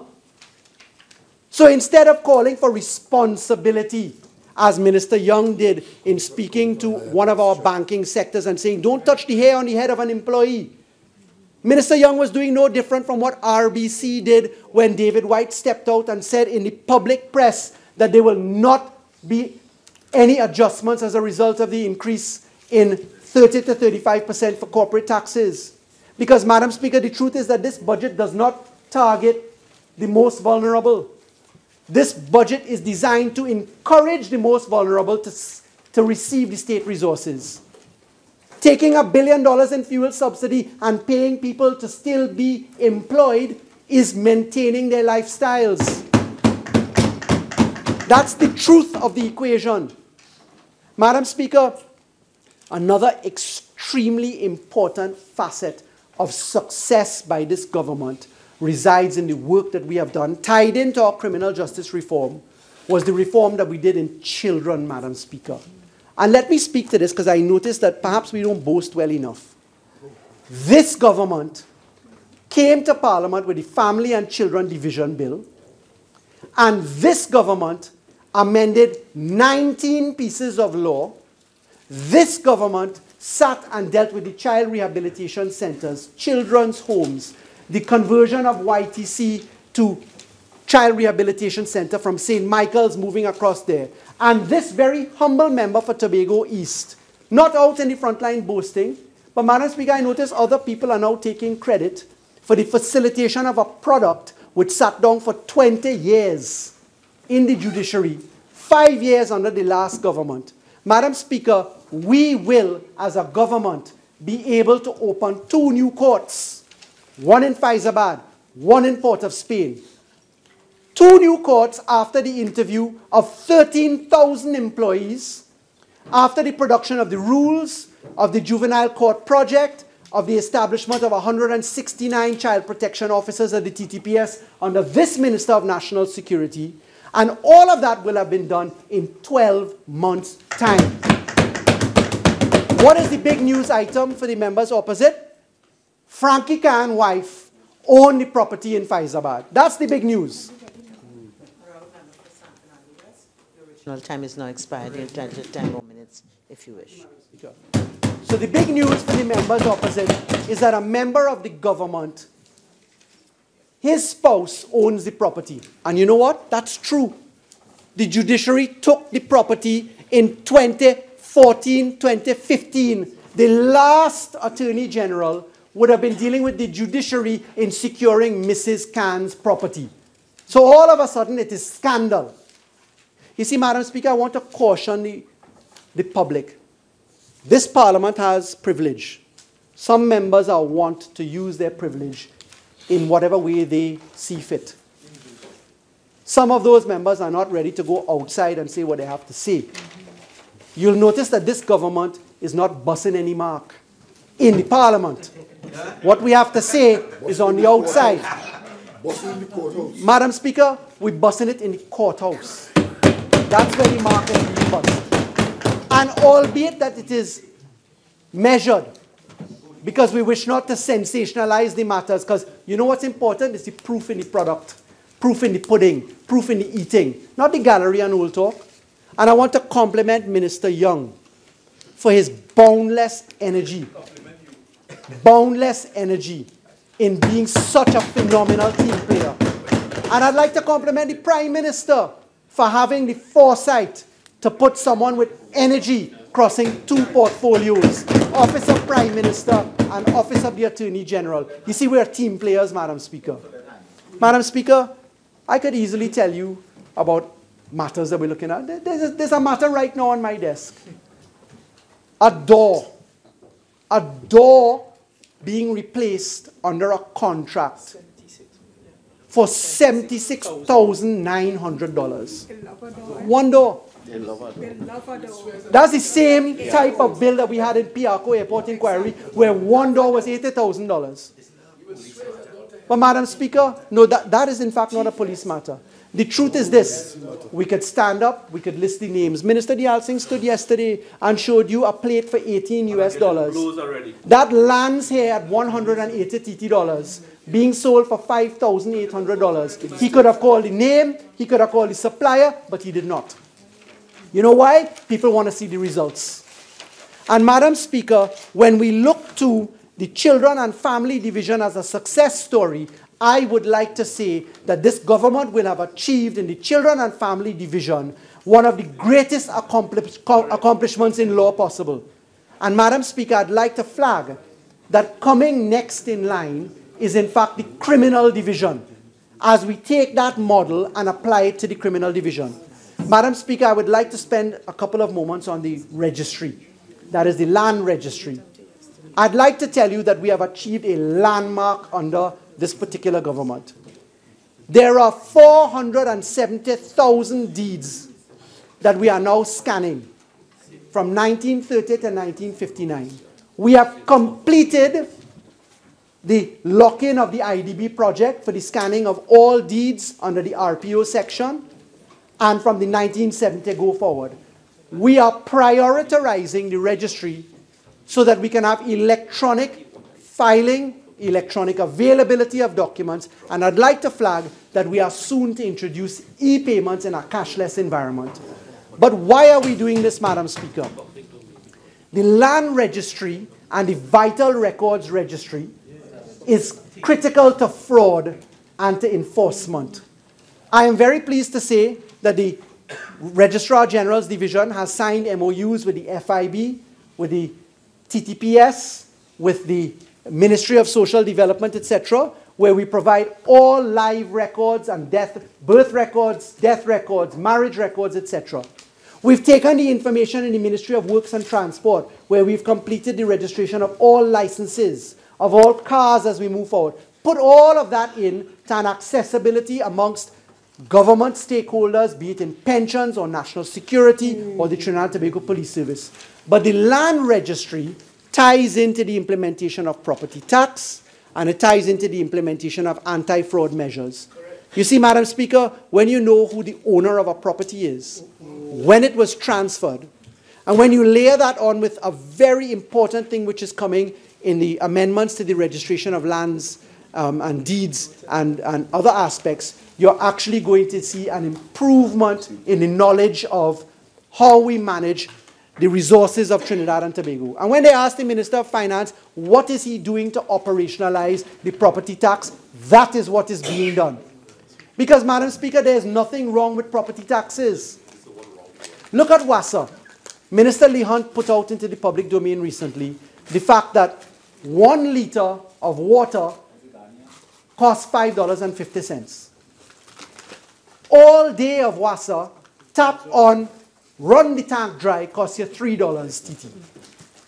That's the level of subsidy in our country. But, Madam Speaker, property taxes are essential to make sure we repair roads, we have the municipal corporations functioning, we pick up garbage, we clean rivers, we deal with our schools. And, Madam Speaker, that perhaps takes me, because I have very little time, to one quick topic. I ask the national community to bear in mind that a lot of the obstruction that we're seeing right now could have been avoided. The previous Attorney General, Mr. Anand Ramlogan, took us to court for the government failing to have a child rehabilitation center.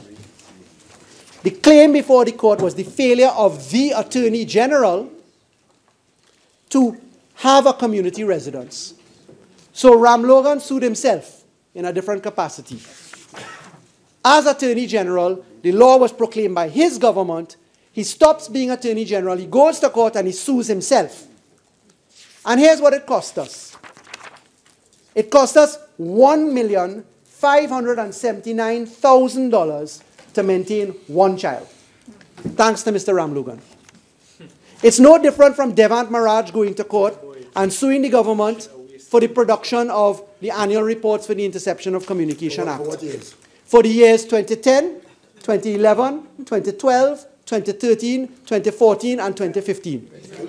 The judge was compelled to observe, after the judge refused to give the order that he requested, that he was a member of the same cabinet with the responsibility to do it.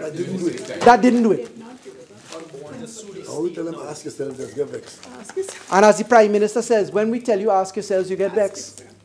But, Madam Speaker, what I'm trying to point out here in the round is that there is significant need for sobriety. And I just ask honourable members opposite, listen, if it is that you're confident that you will return to government, don't you want a better system? Why not lean in and lend a hand? We demonstrated without fear the ability to support 95% of the then government's legislation and still win an election. So let's be honest. Madam Speaker, I would like to say to the Minister of Planning, the Minister of Housing, the Minister of Finance, the Minister of Community Development, thank you, and Minister of Works and Transport, thank you from the people of San Fernando West for the work that you've done.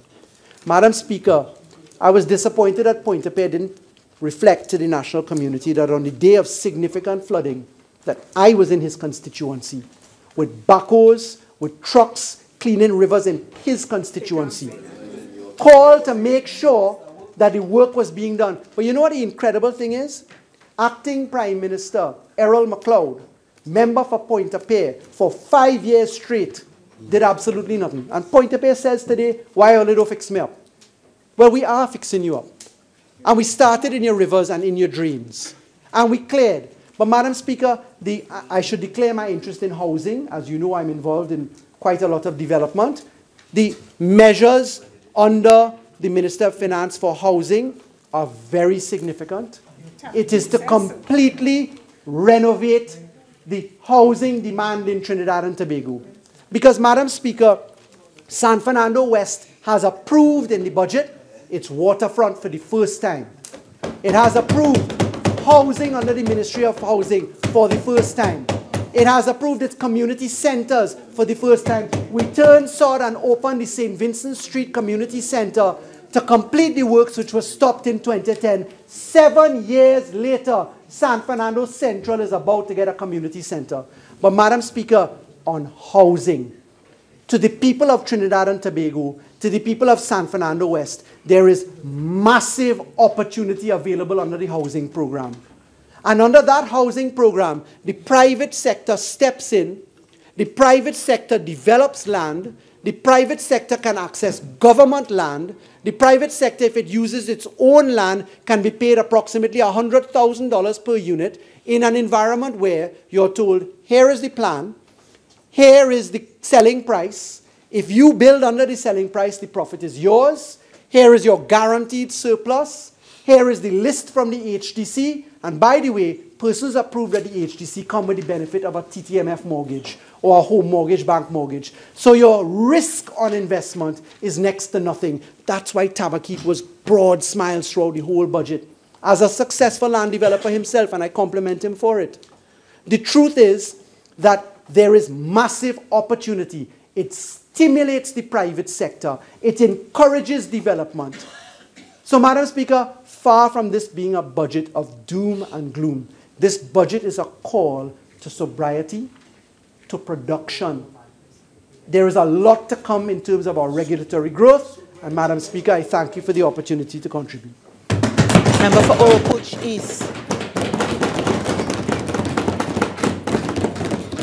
Thank you. Thank you very much, Madam Speaker, for the opportunity to contribute to this debate on the last day, I believe, of debate in this House. May I begin by congratulating colleagues on my side, particularly the member for Siparia, for the very comprehensive and detailed response to this budget statement, and to all my colleagues who from various sectoral areas presented their responses and spoke on behalf of the citizens of Trinidad and Tobago, many of whom have found it necessary to journey to Port of Spain, to come in the burning hot sun or in the rain to express their view. This has been a remarkable 4 days, Madam Speaker, where we have had in our chamber 40 speakers, and we have had thousands of speakers on the pavement giving their budget statement. Whether it is casino workers, maxi-taxi drivers and operators, other workers, fishermen, and so on, they came outside to present their parliamentary budget response. And we must applaud the democracy. And instead of intimidating and harassing and telling people not to be used by ABC, we must applaud citizens that they can come to the parliament and express their criticism, their discontent with the administration of the day. Madam Speaker, I would indicate up front that it is my intention to deal with two areas, really, two thematic areas. One would be to analyze government expenditure policy in response to a government that for 2 years have carried a mantra, have carried a slogan, have carried a theme that there is no money, that we are pressed for cash. The last speaker, for a few minutes, dealt with matters of finance. And the last speaker again told us the impact of the fall on revenues to the economy and the nature of the challenge that the government faces. And that has been a thematic for 2 years, that the government is facing this crisis. We don't have money. We have to do more with less. We want another catchline is value for money. I want to deal with that issue because it relates to expenditure policy. The other matter that affects us all is the matter of crime and criminality. I would like to share some thoughts on that as well. Because, Madam Speaker, it matters not if you don't have water if you are dead. You don't need a hospital bed if you are dead. You do not need social services, a food card and so on, if you are dead. And since this administration has been in place, we have had over 1,000 citizens of this country murdered. To date, we have had more murders per day than days in the year. We estimate that we will pass by far Lara's record, and we will go on to 500 by the end of this year. And that is what we face. It is the most burning challenge. While that is happening, our Minister of National Security from Point Fortin, has declared war on crime. He has declared war on crime.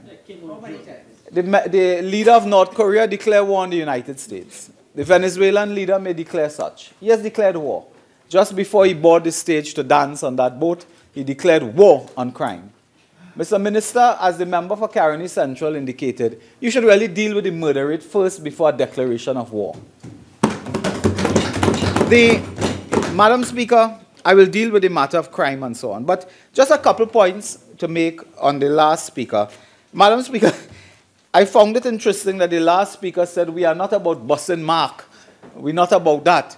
This is after 2 years of hearing about ghost workers at the Attorney General's office, where they said it went to the police and these ghost workers have been reported. To this day, nothing. It is not that they are not busing Mark, it is that they have no Mark to bus. They have none. They have none. What will they say? Nothing. And in the context where they have nothing to report, precious little or nothing, they have nothing to report. The minister from San Fernando has not built one single house in 2 years. They took away the food cards. They have nothing to report in any sector. Madam Speaker, they are stripping this economy. It is like an obscene striptease act. Piece by piece, they are destroying the economy and destroying the society. They have nothing to report. And they have no Mark to bus. Because in their first year, they spoke high and dry about all type of activities under the former administration. You know, the only matter that is in court to our knowledge, because it is a matter in the civil court, a matter involving HDC. Madam Speaker, after 2 years, the government cannot file the requisite materials in the court. Statements. They cannot after 2 years. They cannot. But every time you see them, you see, Madam Speaker, this is the government of threats. The member for Port of Spain, West and Tans West, who appears more angry than anybody else, is the minister of threat. You threaten everybody in the society. The banker leader, we threaten him. We threaten the people at the Chamber of Commerce.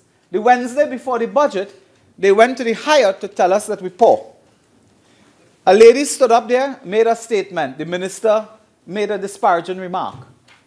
When they caught him out, he said, no, I didn't mean all of you to insult you. No, it was just this lady Mala. Now, poor Mala came there and faced that from the minister. The prime minister says to shut up. When he's pressed on how could you say that, he said, no, I didn't tell everybody that. You know, it was just the opposition I'm referring to. This is their modus operandi. It is one of threatening people. And I have been fortunate or unfortunate to be really the major recipient of their threats. Yeah. Madam Speaker, if you go to 10 people in the national community and you ask them, who is the PNM after? 11 people will tell them the member for Orapuchis. If you ask 10, 11 people will tell you that. But Madam Speaker, a lion don't cower, don't hide. Then you lose the element, the definitional element of a lion. They believe that I will be frightened and intimidated and harassed and cower and I would stay quiet. But I know they are out to get me. That is why I am out to get you. That's why I'm out to get you. And I will continue. This morning, before I rose, Madam Speaker, I want to tell you, Madam Speaker, I just read my oath again. And the line to uphold the Constitution and the law and will conscientiously and impartially discharge the responsibilities to the people. I read this just before I spoke today because I want to dwell on that as well.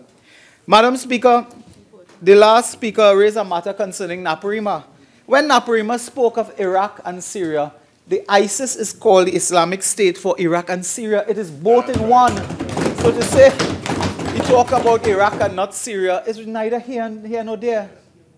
Nation states today don't exist like that before. There are transnational issues and international diplomatic challenges that transcend boundaries. Naparima understands that.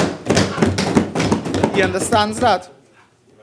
Madam Speaker, the member for San Fernando East again, you know, spoke about the challenges of the economy, employers, and how much we spend it. You know, every minister talk about how much the last administration spent. Today I want to talk about how much they spend. Because, Madam Speaker, let me remind the national community, this occasion is not for the UNC to account for its performance. It is for the government to appoint for its performance. Not the UNC. It is for you. We are counted in September 2015. That's why we're here. We are counted, and we are here. You have to account. It is not us. So don't shift it to talk about the NGC dividend and the money spent. They accuse us of spending money, but public finance involves spending money. You must spend money properly. And this is why, when we speak so strongly, it is because we are convinced that we have done no wrong. Process has been followed. I never went all over the world and meet bankers and promise deal and tell them, I'm going to become a minister soon. I rest assured we will do some business. I'm coming back to that. I'm coming back to that, Madam Speaker. So we are strong and we are brave. Madam Speaker, the sandals matter. I just want to deal with that quickly. The sandals matter. Now, the member for Tobago West is not here now, but to let the member for Tobago West know, Madam Speaker, that nobody on this side is saying that we don't need sandals or we don't need resort tourism and family resorts and so on in Tobago. Tobago needs that. We all know that. Maybe Trinidad needs that too in Mayara and elsewhere. Right, of course. But that is not the issue. We are concerned with process. We are concerned with procurement. We are concerned with transparency. That is what we are concerned with, Madam Speaker.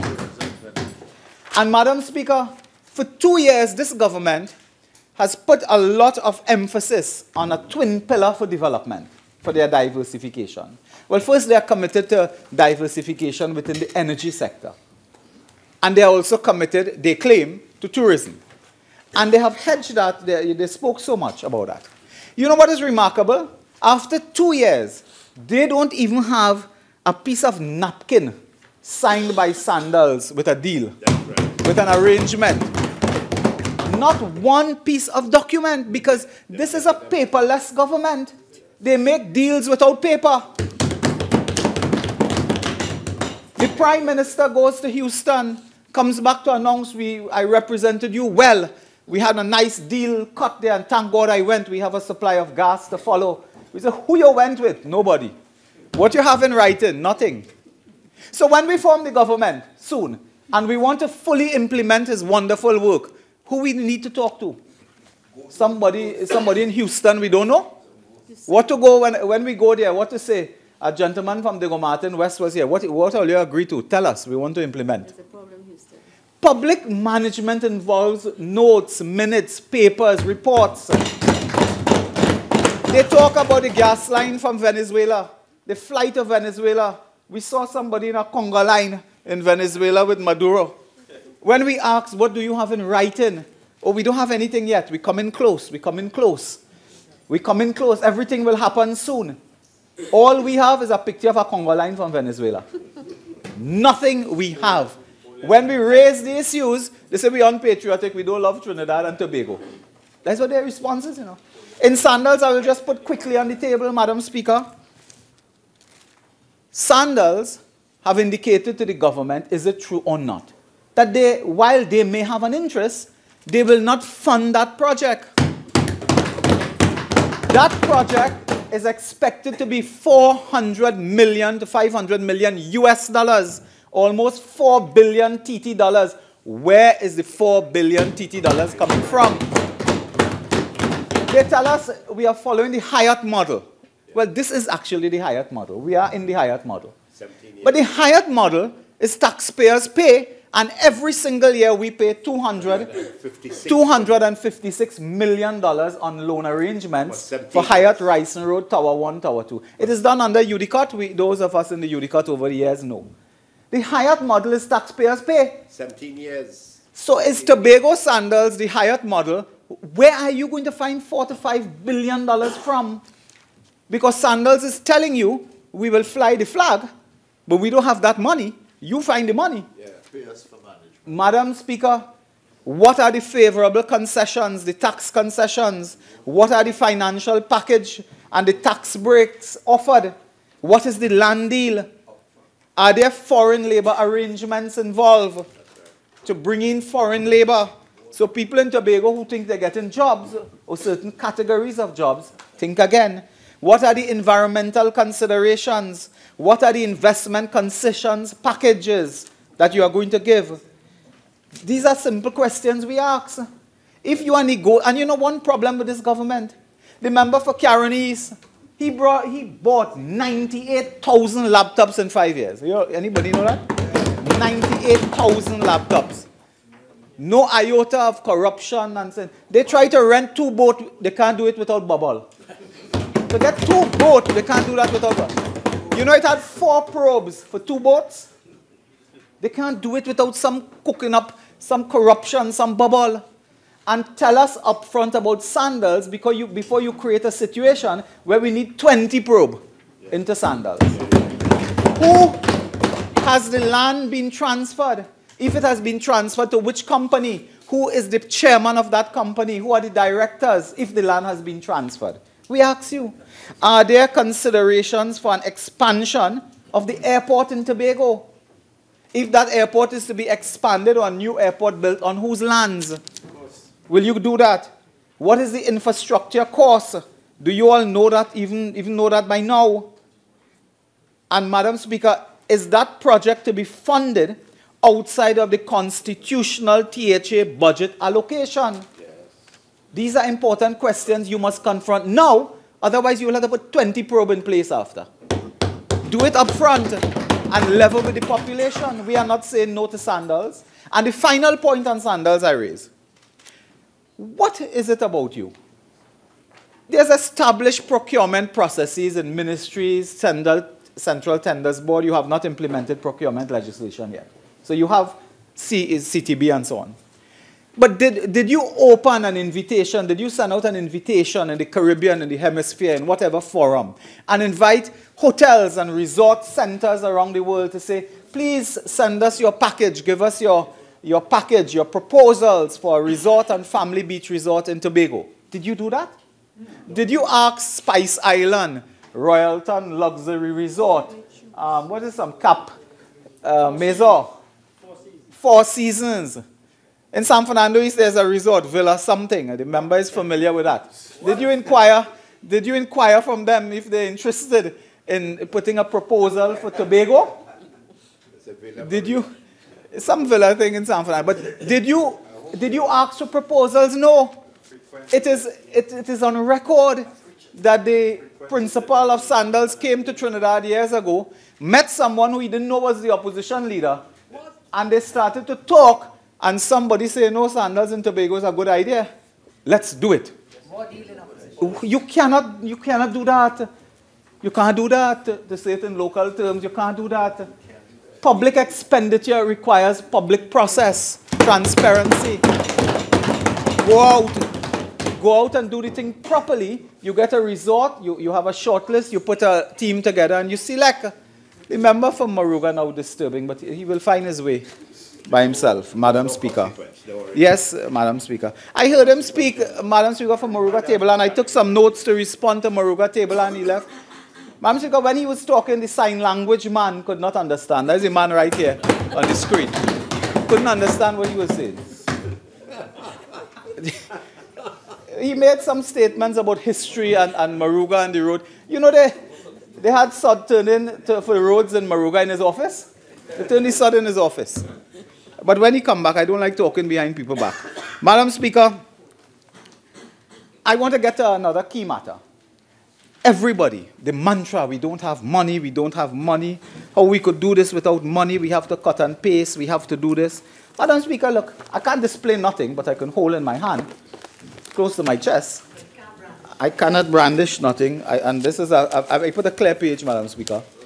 This is information from NLCB, National Lotteries Control Board, multi-billion-dollar enterprise. Came to us because people believe that if you come to us with information, we can articulate in the Parliament and elsewhere and call people to account. NLCB, and I want to raise some matters about expenditure policy there, because the Attorney General and others said, we don't have money, we don't have money. The Minister for Finance came in this house and told us he was going to do a report on NLCB chairman. We haven't heard anything yet, because a whistleblower will come to us. But, Madam Speaker, there is now a sickening development taking place in the society. Madam Speaker, we all know of the trouble with the port. We all know that. Madam Speaker, would you believe that on that matter, Madam Speaker, a witness came before the JSC and made certain statements about a minister of government. That witness was fired at 12 midnight by email. Madam Speaker, fired at 12 midnight by email. A dismissal letter from the Port Authority. Madam Speaker, whatever are the issues there, and I'll come to it briefly, there's a serious matter here, and it concerns an assault on this parliament. An assault not unlike 1990. An assault. That was a physical, violent assault. This is an assault on a governance, the major governance structure of our democracy. And when you throw down the democracy and these structures, it leads to the violence. It leads to violence. Imagine, under our Constitution, Madam Speaker, and this is why I had to pull the Constitution this morning. It is said, Madam Speaker, 55(4) of our Constitution, Madam Speaker, a person called to give any evidence before either House or any committee shall enjoy the same privileges and immunities as a member of either House. This is our Constitution. Someone came and gave evidence. The chairman, acting on your behalf or on behalf of the parliament as chairman with the authority, invited the witness and said, tell us the truth and only the truth. We need you to be upfront and transparent and honest. The lady came and did that. 2 weeks later, fired 12 midnight. When you look at the letter now, they say, well, look, you take vacation and we didn't know you're going on vacation. You didn't take the vacation, we send you on and so on. That's fine. Relevant other, there's this, your said refusal to proceed on vacation and various issues with the board had with you. But the one that interests me, the recent information from PricewaterhouseCoopers, a letter dated, Madam Speaker, 9th October 2017, the dismissal letter. The recent information from PricewaterhouseCoopers, forensic searches. Madam Speaker, the minister in charge of everything told a post-cabinet press conference, 21st September, and I quote the minister, I think is member from Police North St. Anne's West. Minister in the Ministry of Attorney General Legal Affairs yesterday said the ministry has already begun to conduct a forensic audit, forensic investigation and examinations at the Port Authority. This involved computer equipment, laptop, phones, and so on.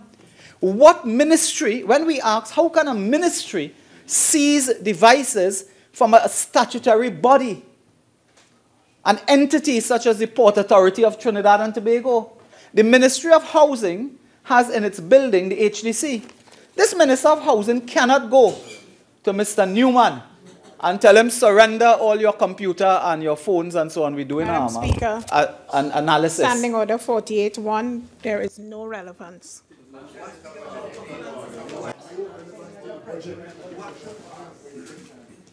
Member, I'll give you a little leeway. Please tie what you're saying to the budget presentation. Madam Speaker, I will tie it because in the presentation of the member for Mr. Pottersway North, his presentation on the 16th of the 10th dealt with this matter. And I would just like to respond. The member for Pottersway North said, and I quote, "It is trite law that an employer who owns the equipment of an employee is entitled to take the equipment of the employee and to look through the equipment of the employee." He said this. I respond. The Ministry of Works and Transport or the Ministry of the Attorney General is not the employer of Charmaine Lewis. The Port Authority is.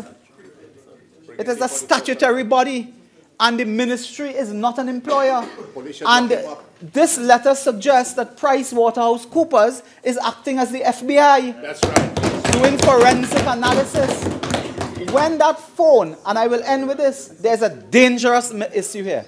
When that phone and computer goes to PricewaterhouseCoopers, do you know they have all the secret, private, and confidential matters of the Port Authority of Trinidad and Tobago? And a so-called independent agency paid by the government. The government pays PricewaterhouseCoopers, correct? Yeah. Who paid them? not the opposition, the government. They now have every sensitive material of the port in their possession. Yes, I see. And they are paid, and they are doing forensic analysis. They are not the police. In the police, you have a chain of command. You have a property keeper. You have persons authorized in law to interrogate phones. Not in PricewaterhouseCoopers. They have now undermined. The Port Authority has its own police. Why didn't you ask them, trained men and women, to undertake an analysis? This reeks of corruption. This reeks of a massive cover-up. It reeks of political interference, victimization, and the undermining of the Parliament of Trinidad and Tobago. Madam Speaker, I move on, because I know they are troubled by this matter if I continue. Madam Speaker, they have no money, because let's get the money, M-O-N-E-Y.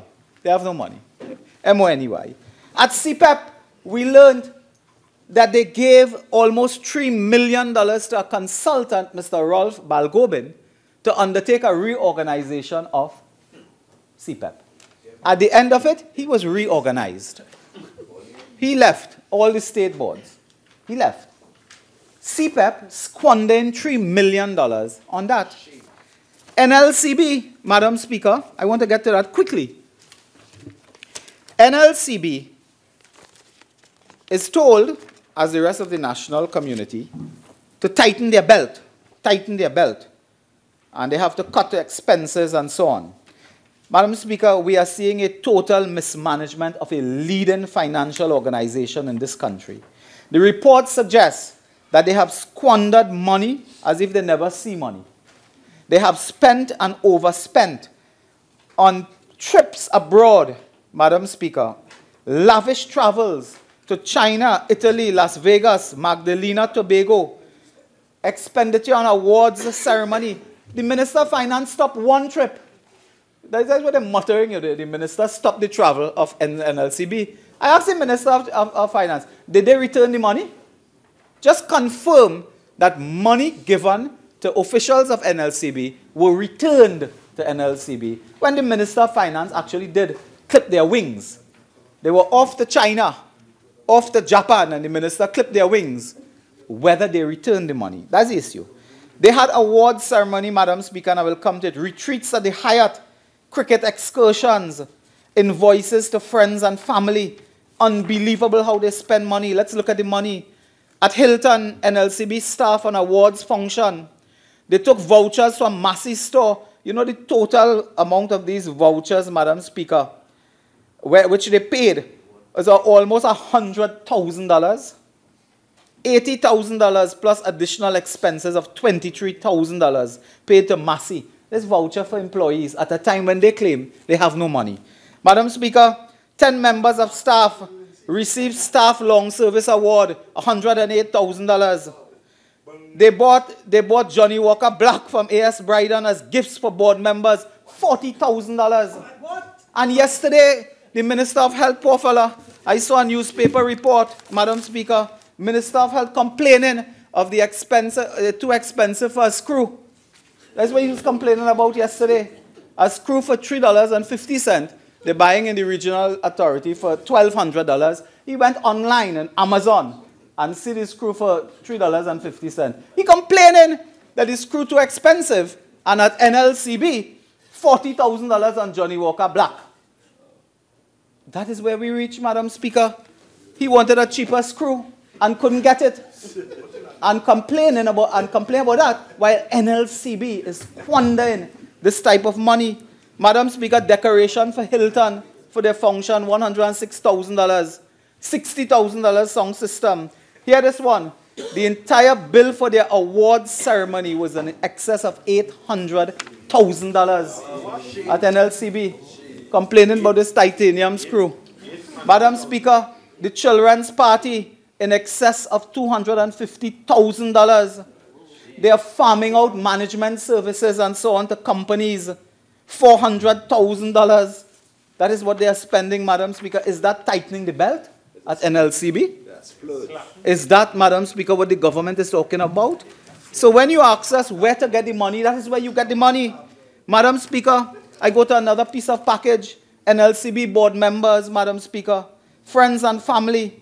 They had a grand fiesta, the CPL cricket. You know the expenditure for this cricket excursion for members when you add up all this the cost?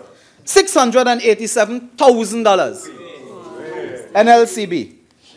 Madam Speaker, this is unbelievable. I have the full list here of Prosecco and Johnny Walker and some of these things I don't know, Madam Speaker. The type of thing. I don't have a, Madam Speaker, where I come from, we don't have this. Madam Speaker, they have the full list here. It is just a copy of that. A director came from Tobago, we welcome him to Trinidad. He went to the cricket, the taxi fare is $1,000 alone to go down to the Brian Lara. You all could have given him a lift in one of all your Benz and Porsche and whatever you all drive. Could have given him a little lift, you know. $1,000 for taxi to go Brian Lara. And the Ford Mustang, or whatever that is. Madam Speaker, this is bad expenditure.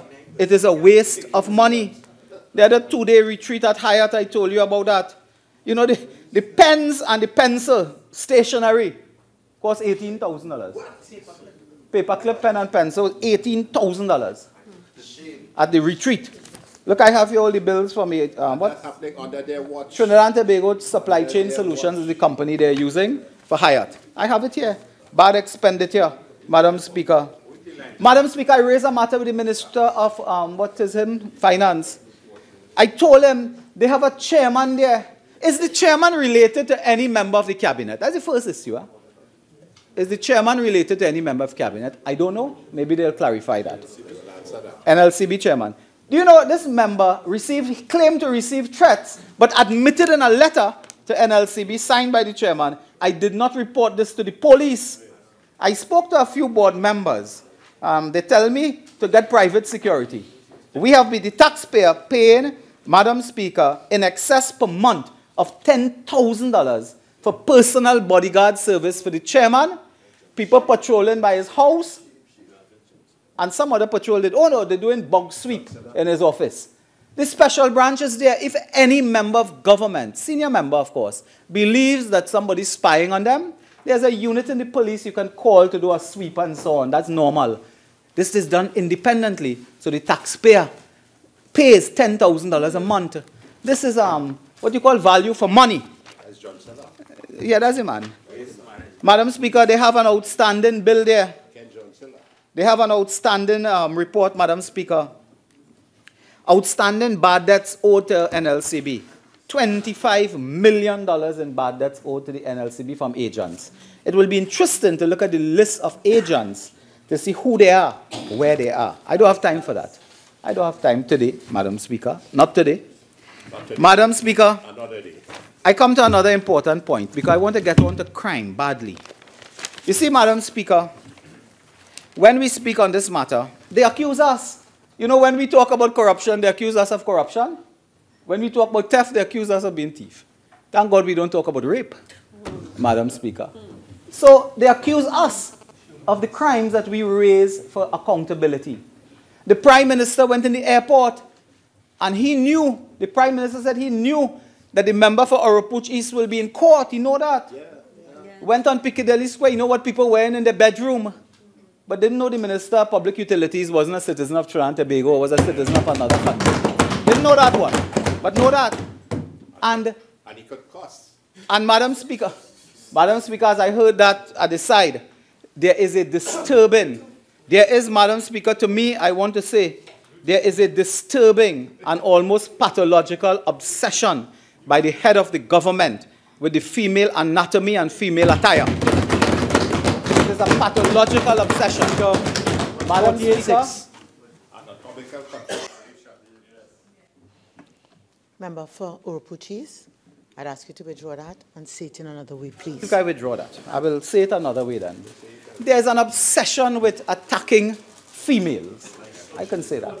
Madam Speaker. Okay, Madam Speaker, I withdraw it. Let's move. Madam Speaker, to deal with crime, Madam Speaker, to deal with crime requires a certain approach. It requires a strong approach. It requires a law enforcement community, Madam Speaker, that is clean. And we have to deal with corruption there. A recent report, Madam Speaker, I must say, there was a report in the newspaper yesterday on the editorial page, I think page 7 of the Newsday. Elizabeth Solomon wrote on a Latin America report on corruption, the barometer of corruption by Transparency International.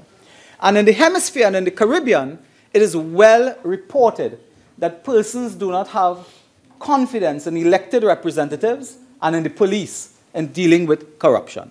We know that. And this is why we must work to deal with corruption. But dealing with corruption is not Movelang and old talk. You know, it's not talking about a mall in Holland, which you can't find in 2 years. You know, it's not talking about house. Only people on this side have house, it looks like. It is not talking about that. It is putting institutions in place, governance institutions, strengthening them, and allowing them to do their job. Allowing them to do their job, to call to account persons. It is persons who themselves, their hands are clean. I heard the Prime Minister say the Minister of Works and Transport went to the port and he's trying to clean up corruption. That is like giving a cat a tin opener. What do you expect to do with that? Madam Speaker, I withdraw that. I withdraw that. Madam Speaker, I'm saying that one must build a police service, build a public service where institutions respond. Institutions respond to allegations. Madam Speaker, people like us, members of the community, give us information. Members of the public give us information. They come to us because they believe we can articulate matters.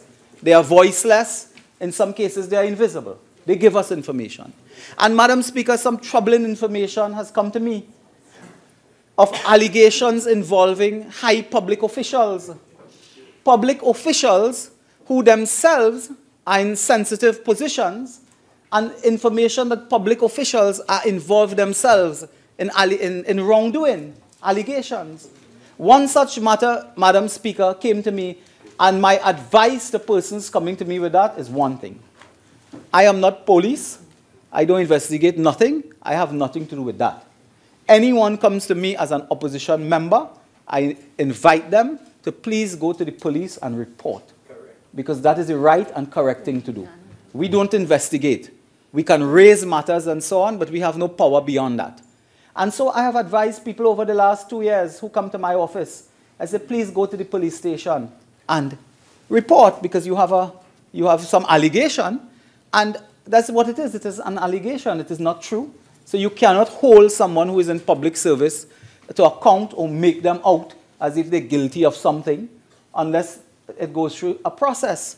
Not what members opposite do, like jumping up and saying who thief and who do this and who do that. Madam Speaker, one such allegations involve public officials, and I have come across materials which suggest that there are transcripts, text message transcripts between officials and between someone, not one person, no? And not one official, other officials as well, suggesting that high public officials are involved, Madam Speaker, in certain criminal wrongdoings, matters involving opposition MPs, matters involving a very sensitive matter.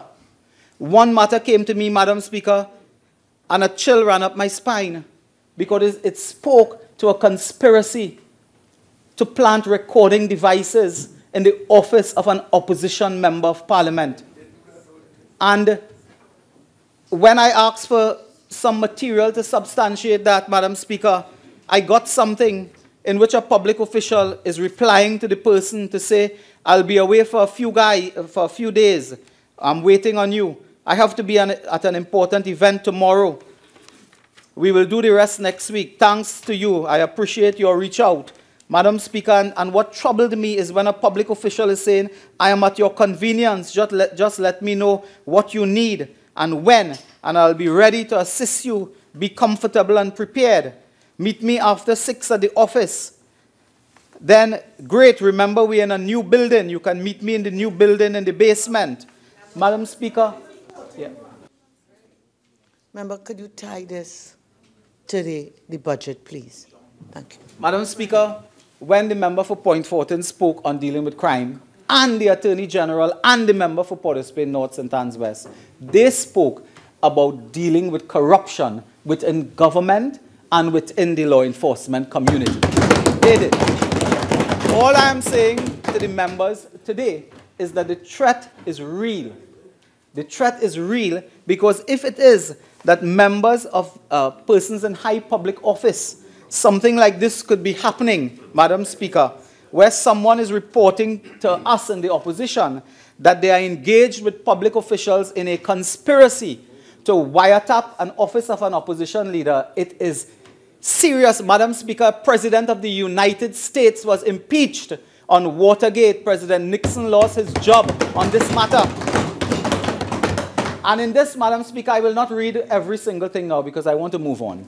In this matter before me, a public official is saying, I am sending recording devices, SIM cards, what else do you need? And I have a go-between, and the name of the go-between is here. I can't call the name because I can't do that. The name and number of the go-between is here. He's on his way to meet you. I have confidence in him. You can trust him. I have them and you will get them. Sorting out the SIMs now will do. Madam Speaker, all of this would have meant nothing if I had this alone. Would have meant nothing. This means nothing really in the scheme of things because you don't know the actual offense. And it continues, I'll not read everything, 28 pages of text. But Madam Speaker, it is my information that a report has been made to the police to investigate this matter and investigate one or more high public officials for a conspiracy to wiretap, to plant recording devices, and to break in the office of Opposition Member of Parliament, Attorney at Law, Senator Gerard Ramdeen. Madam Speaker, I don't have the name of the public officials, I have the number. I have the number. I can tell you the number. If you want, you can ring it. You can ring it. The number is 683-6442. That's the number on the document. I have never tried this number. I don't know if it's the number of anyone in the House or outside. Madam Speaker, you all can dial it. It may vibrate in the House. Madam Speaker, this is a serious matter. The police is in the... 6. What does this relate to in the budget, given somebody's telephone number? Foolishness. Member, I'd ask you to move on. Madam Speaker, in moving on, could I indicate that it is my information that the draft of this transcript of text messages has been placed on the social media by someone. And anybody want to read can go there and read it. Madam Speaker, let me move on now. Another matter that troubles me, Madam Speaker, another matter that troubles me is some time ago I asked a question in Parliament. And that question related to a statement the Attorney General made that he had received legal advice on a matter. And when I asked the question in Parliament, the question, Madam Speaker, was allowed properly. And the Attorney General got up and made an interesting comment. He said, yes, we got advice. I said, how much did you pay for it? He said, no, it was free. And the Prime Minister asked, what's wrong with that? The Prime Minister believed that he's running a parlor selling condensed milk, sweetie, and chubby. Madam Speaker, in government, you cannot allow a situation where people are giving you free service. What is that? They appointed a one-man investigator into the port. They asked him, the reference is there, August 15, 2017, a letter from the Prime Minister. You tell him, please give us a report on the procurement of the Ocean Flower 2 and the Cabo Star. You know he wrote a report on Galicia? That's like if you ask him to tell us about KFC, and he tell you about Royal Castle. That is what happened there. Madam Speaker, you know what? I want to say I want my money back from the sole investigator. The taxpayer want their money back, but we didn't pay. There is no legal contract. There is no binding arrangement. There is no proper terms of reference. Consideration. There no consideration, Madam Speaker. If a citizen is affected by that report and sue the sole commissioner, Madam Speaker, they can sue him for that, for what he did. There is no arrangement with the government properly. You have to pay for a service. Even if you pay a less money, the person does it for you a little, smaller fee. You have to pay. Mr. Mute did a report. We have no contract with him. We have no arrangement with him properly. So that we don't know if he breached any contract. This thing is wrong. That you meet people, they are your friends, you're in government. Could you imagine I'm Minister of Housing and something happened in the housing sector? I call up a friend and say, partner, come. We have some help, you know, people making trouble here. Investigate this for me. You cannot do that. You have to properly recruit, properly secure, properly pay someone with the requisite skills to do a job. That's how it's done in public business. And the matter is not ending there. Madam Speaker, there's an issue down at Petrotrin, as if Petrotrin has not had enough bacchanal by themselves. Madam Speaker, there is an issue in Petrotrin. And Madam Speaker, the issue in Petrotrin revolves around consultants at Petrotrin, Madam Speaker. And Madam Speaker, consultants at Petrotrin. Madam Speaker, I've just been told that the information I give was seen by someone at TT Expose, Facebook, /TT Expose. Madam Speaker, at Petrotrin, they hire consultants. Well, they don't hire consultants. We are told, based on a report in a management meeting by their manager of exploration, Madam Speaker, that they are taking people on board to provide services, consultancy services. And when the managers at point appear in the note I have before me, ask, they are told that the consultants are free. They're doing service for free. One of the consultants is related to a government minister. Now, nothing wrong with that on the surface. The person is probably well-skilled and so on. But do you work for free? And there are implications of this free work in the state sector. First, we are told that it may be free for the individual, but for a company linked to him, they get $1 million a year for that work. Honourable Member for Urupuch East, your original speaking time is now spent. You're entitled to 10 more minutes if you wish to avail yourself. Please proceed. Humbly, ma'am, I will. Madam Speaker, the Petrotrin report tells us, and this is a minute of a meeting held on Wednesday, 12 October, 2016. Madam Speaker, the managers are concerned about confidentiality agreements signed by consultants. They are concerned, Madam Speaker, with recruitment. They are asking the company's senior management, how did you recruit consultants? Was it by open tender? Did you invite persons to submit an application and assess applications? They did that at UTT as well. Right. They're asking, how is the vice president and others, do they not have confidence in us? How can we trust people with confidential information? And you know what is one bit of the confidential information? Information that if it got into the hands of lease operators can be to the detriment of Petrotrin. So, so-called free consultants coming in at Petrotrin, getting sensitive information on exploration that can be used by lease operators. Who is a lease operator? Huh? That is the contractors who outside in Catskill and wherever, Madam Speaker. And seismic information is also being made available to persons who have no contract, who have no recruitment policy, Madam Speaker, with Petrotrin. And this is a danger. We saw this trend developing with the government, where they invite people. They say, come, help us, we have a problem here. And no proper recruitment, no procurement policy followed, no proper contract in place, no payment based upon skill or expertise. And Madam Speaker, that leads me to the point that this came from. We were told, Madam Speaker, I didn't have the misfortune of listening to the meeting at Piccadilly Corner. But of course, what is it called? It's Piggott? Piggott, at Piggott Corner. Sorry, is that Piggott Corner? I didn't have the misfortune of hearing it, but I got a report, of course. I saw the newspaper. And the Prime Minister said something very interesting. In attacking the member for Siparia, on the matter raised in this budget debate, might I remind you, Madam Speaker, the matter of TGU.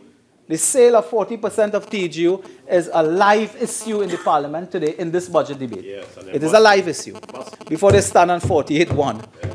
And Madam Speaker, the Prime Minister said that he went to Germany as opposition leader and met bankers. What did he go there to open a bank account? But you met bankers while being opposition leader. Madam Speaker, when you're opposition leader, you meet protesters. You don't meet bankers. And somebody's device is interfering with the system. Somebody's device. Continue, please, Urupuch. Speaker, it might be 683-6442. Madam Speaker, as opposition leader, went to Germany, met a banker, and had chat with this banker and assured them that I am opposition leader of Trinidad and Tobago, and pretty soon I might be Prime Minister. Madam Speaker, the opposition leader was the then opposition leader soliciting deals as opposition leader before becoming Prime Minister? Madam Speaker, was he doing that? Order 48.6. I have a question. Madam Speaker, Standing Order 48.6. And member, I'd ask you to withdraw that, say it in another. Yes. Madam Speaker, I was never aware, having spent 10 years in opposition, that an opposition leader properly could be involved in banking and financial arrangements prior to entering government. I was not aware of that. And Madam Speaker, when that banker name called is also linked to Ferrostal and the TGU sell of 40%, it is a dangerous set of dots that the population must connect. Because it happened with Sandals. Sandals was conceptualized prior to 2015. And I'll come to the golf course just now, but it is a dangerous thing when a leader of the opposition then seemed to be involved in some matters not properly under the ambit of a leader of the opposition, and then indicates to the nation that the genesis of certain arrangements were in opposition. What did you promise? What was promised to you? These are questions that arise. Did somebody promise you something? Did you promise somebody something? You cannot do that, and it speaks, Madam Speaker, regrettably I must say, it also speaks to a certain level of misbehavior in public office, which somebody else. Madam Speaker, this matter the opposition leader raised with great care and concern. I suspect we will be hearing more about this matter as the days and hours go by. Ferrostal. Madam Speaker, Ferrostal came to my attention as a university student when I was studying Point Lisas. And one professor, Ken Julian, was at ISCOT, Madam Speaker. And do you know at ISCOT, Madam Speaker, they were losing $1 million a day. That's right. And there was a deal involving German companies and Ferrostal. Yeah. And today it comes back full circle.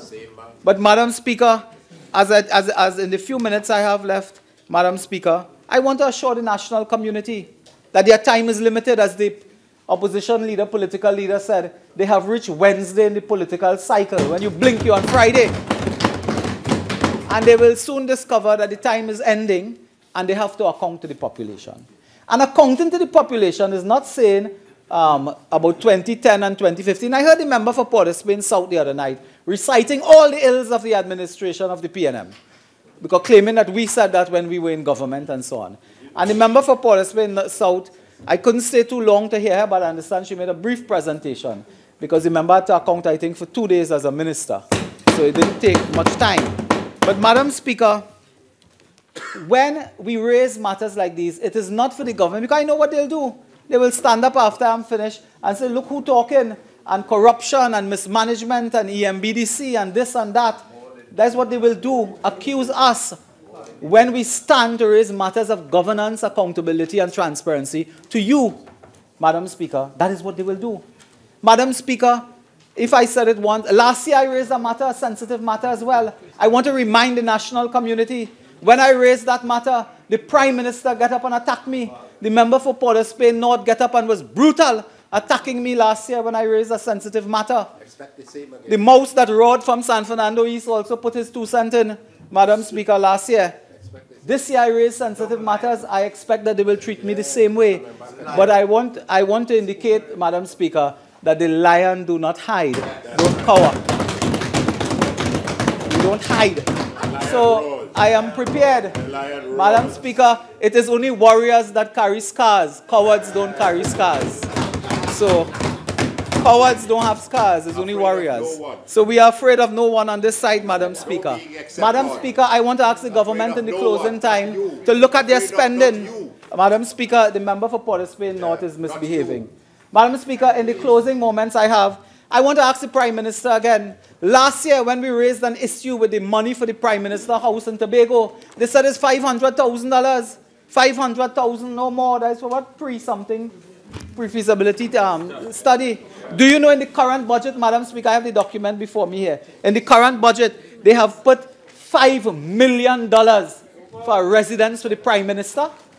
You telling people you don't have money, $5 million for a residence for the Prime Minister, $3 million for a golf course, and let me tell Diego Martin Central, one time, it is not that nobody don't like golf. Is one of the biggest, fastest growing game in the world. Children playing golf now.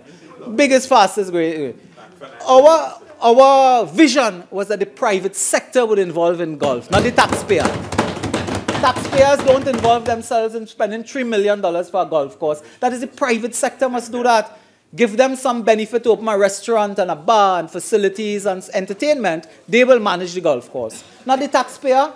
Am I asking, is this the best time? You want value for money. Do more with less. And more for less, Madam Speaker, mean getting more money for less oil. That's what it means.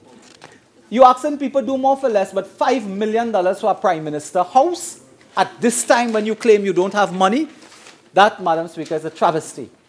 That, Madam Speaker, speak to a certain level of arrogance, a certain level, Madam Speaker, of disbelief and disconnect between the citizens. They're going to tax Playway. I call upon you in closing, Mr. Minister. Remove that tax from the Playway. The Playway, if you tax 10% on Playway, it will lead to an expansion of illegal gambling. Withdraw that immediately. How much minutes again?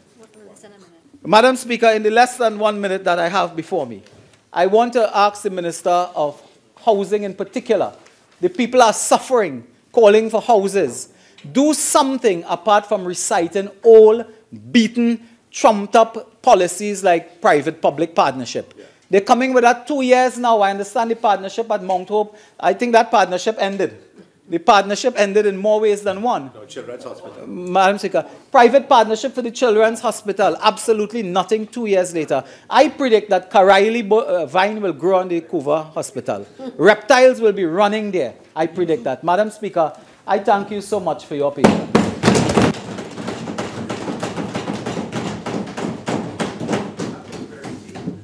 Attention, yeah. Based on Standing Order 44.8, the Honourable Member, in reciting what I had said, then introduced, by way of misrepresentation, my telephone number, 683-6442, onto a matter of a whistleblower, which is properly the subject of A, court action, and B, the subject of the police, and in fact, completely misrepresented all of the truth. I thank you for the opportunity to deal with that particular point.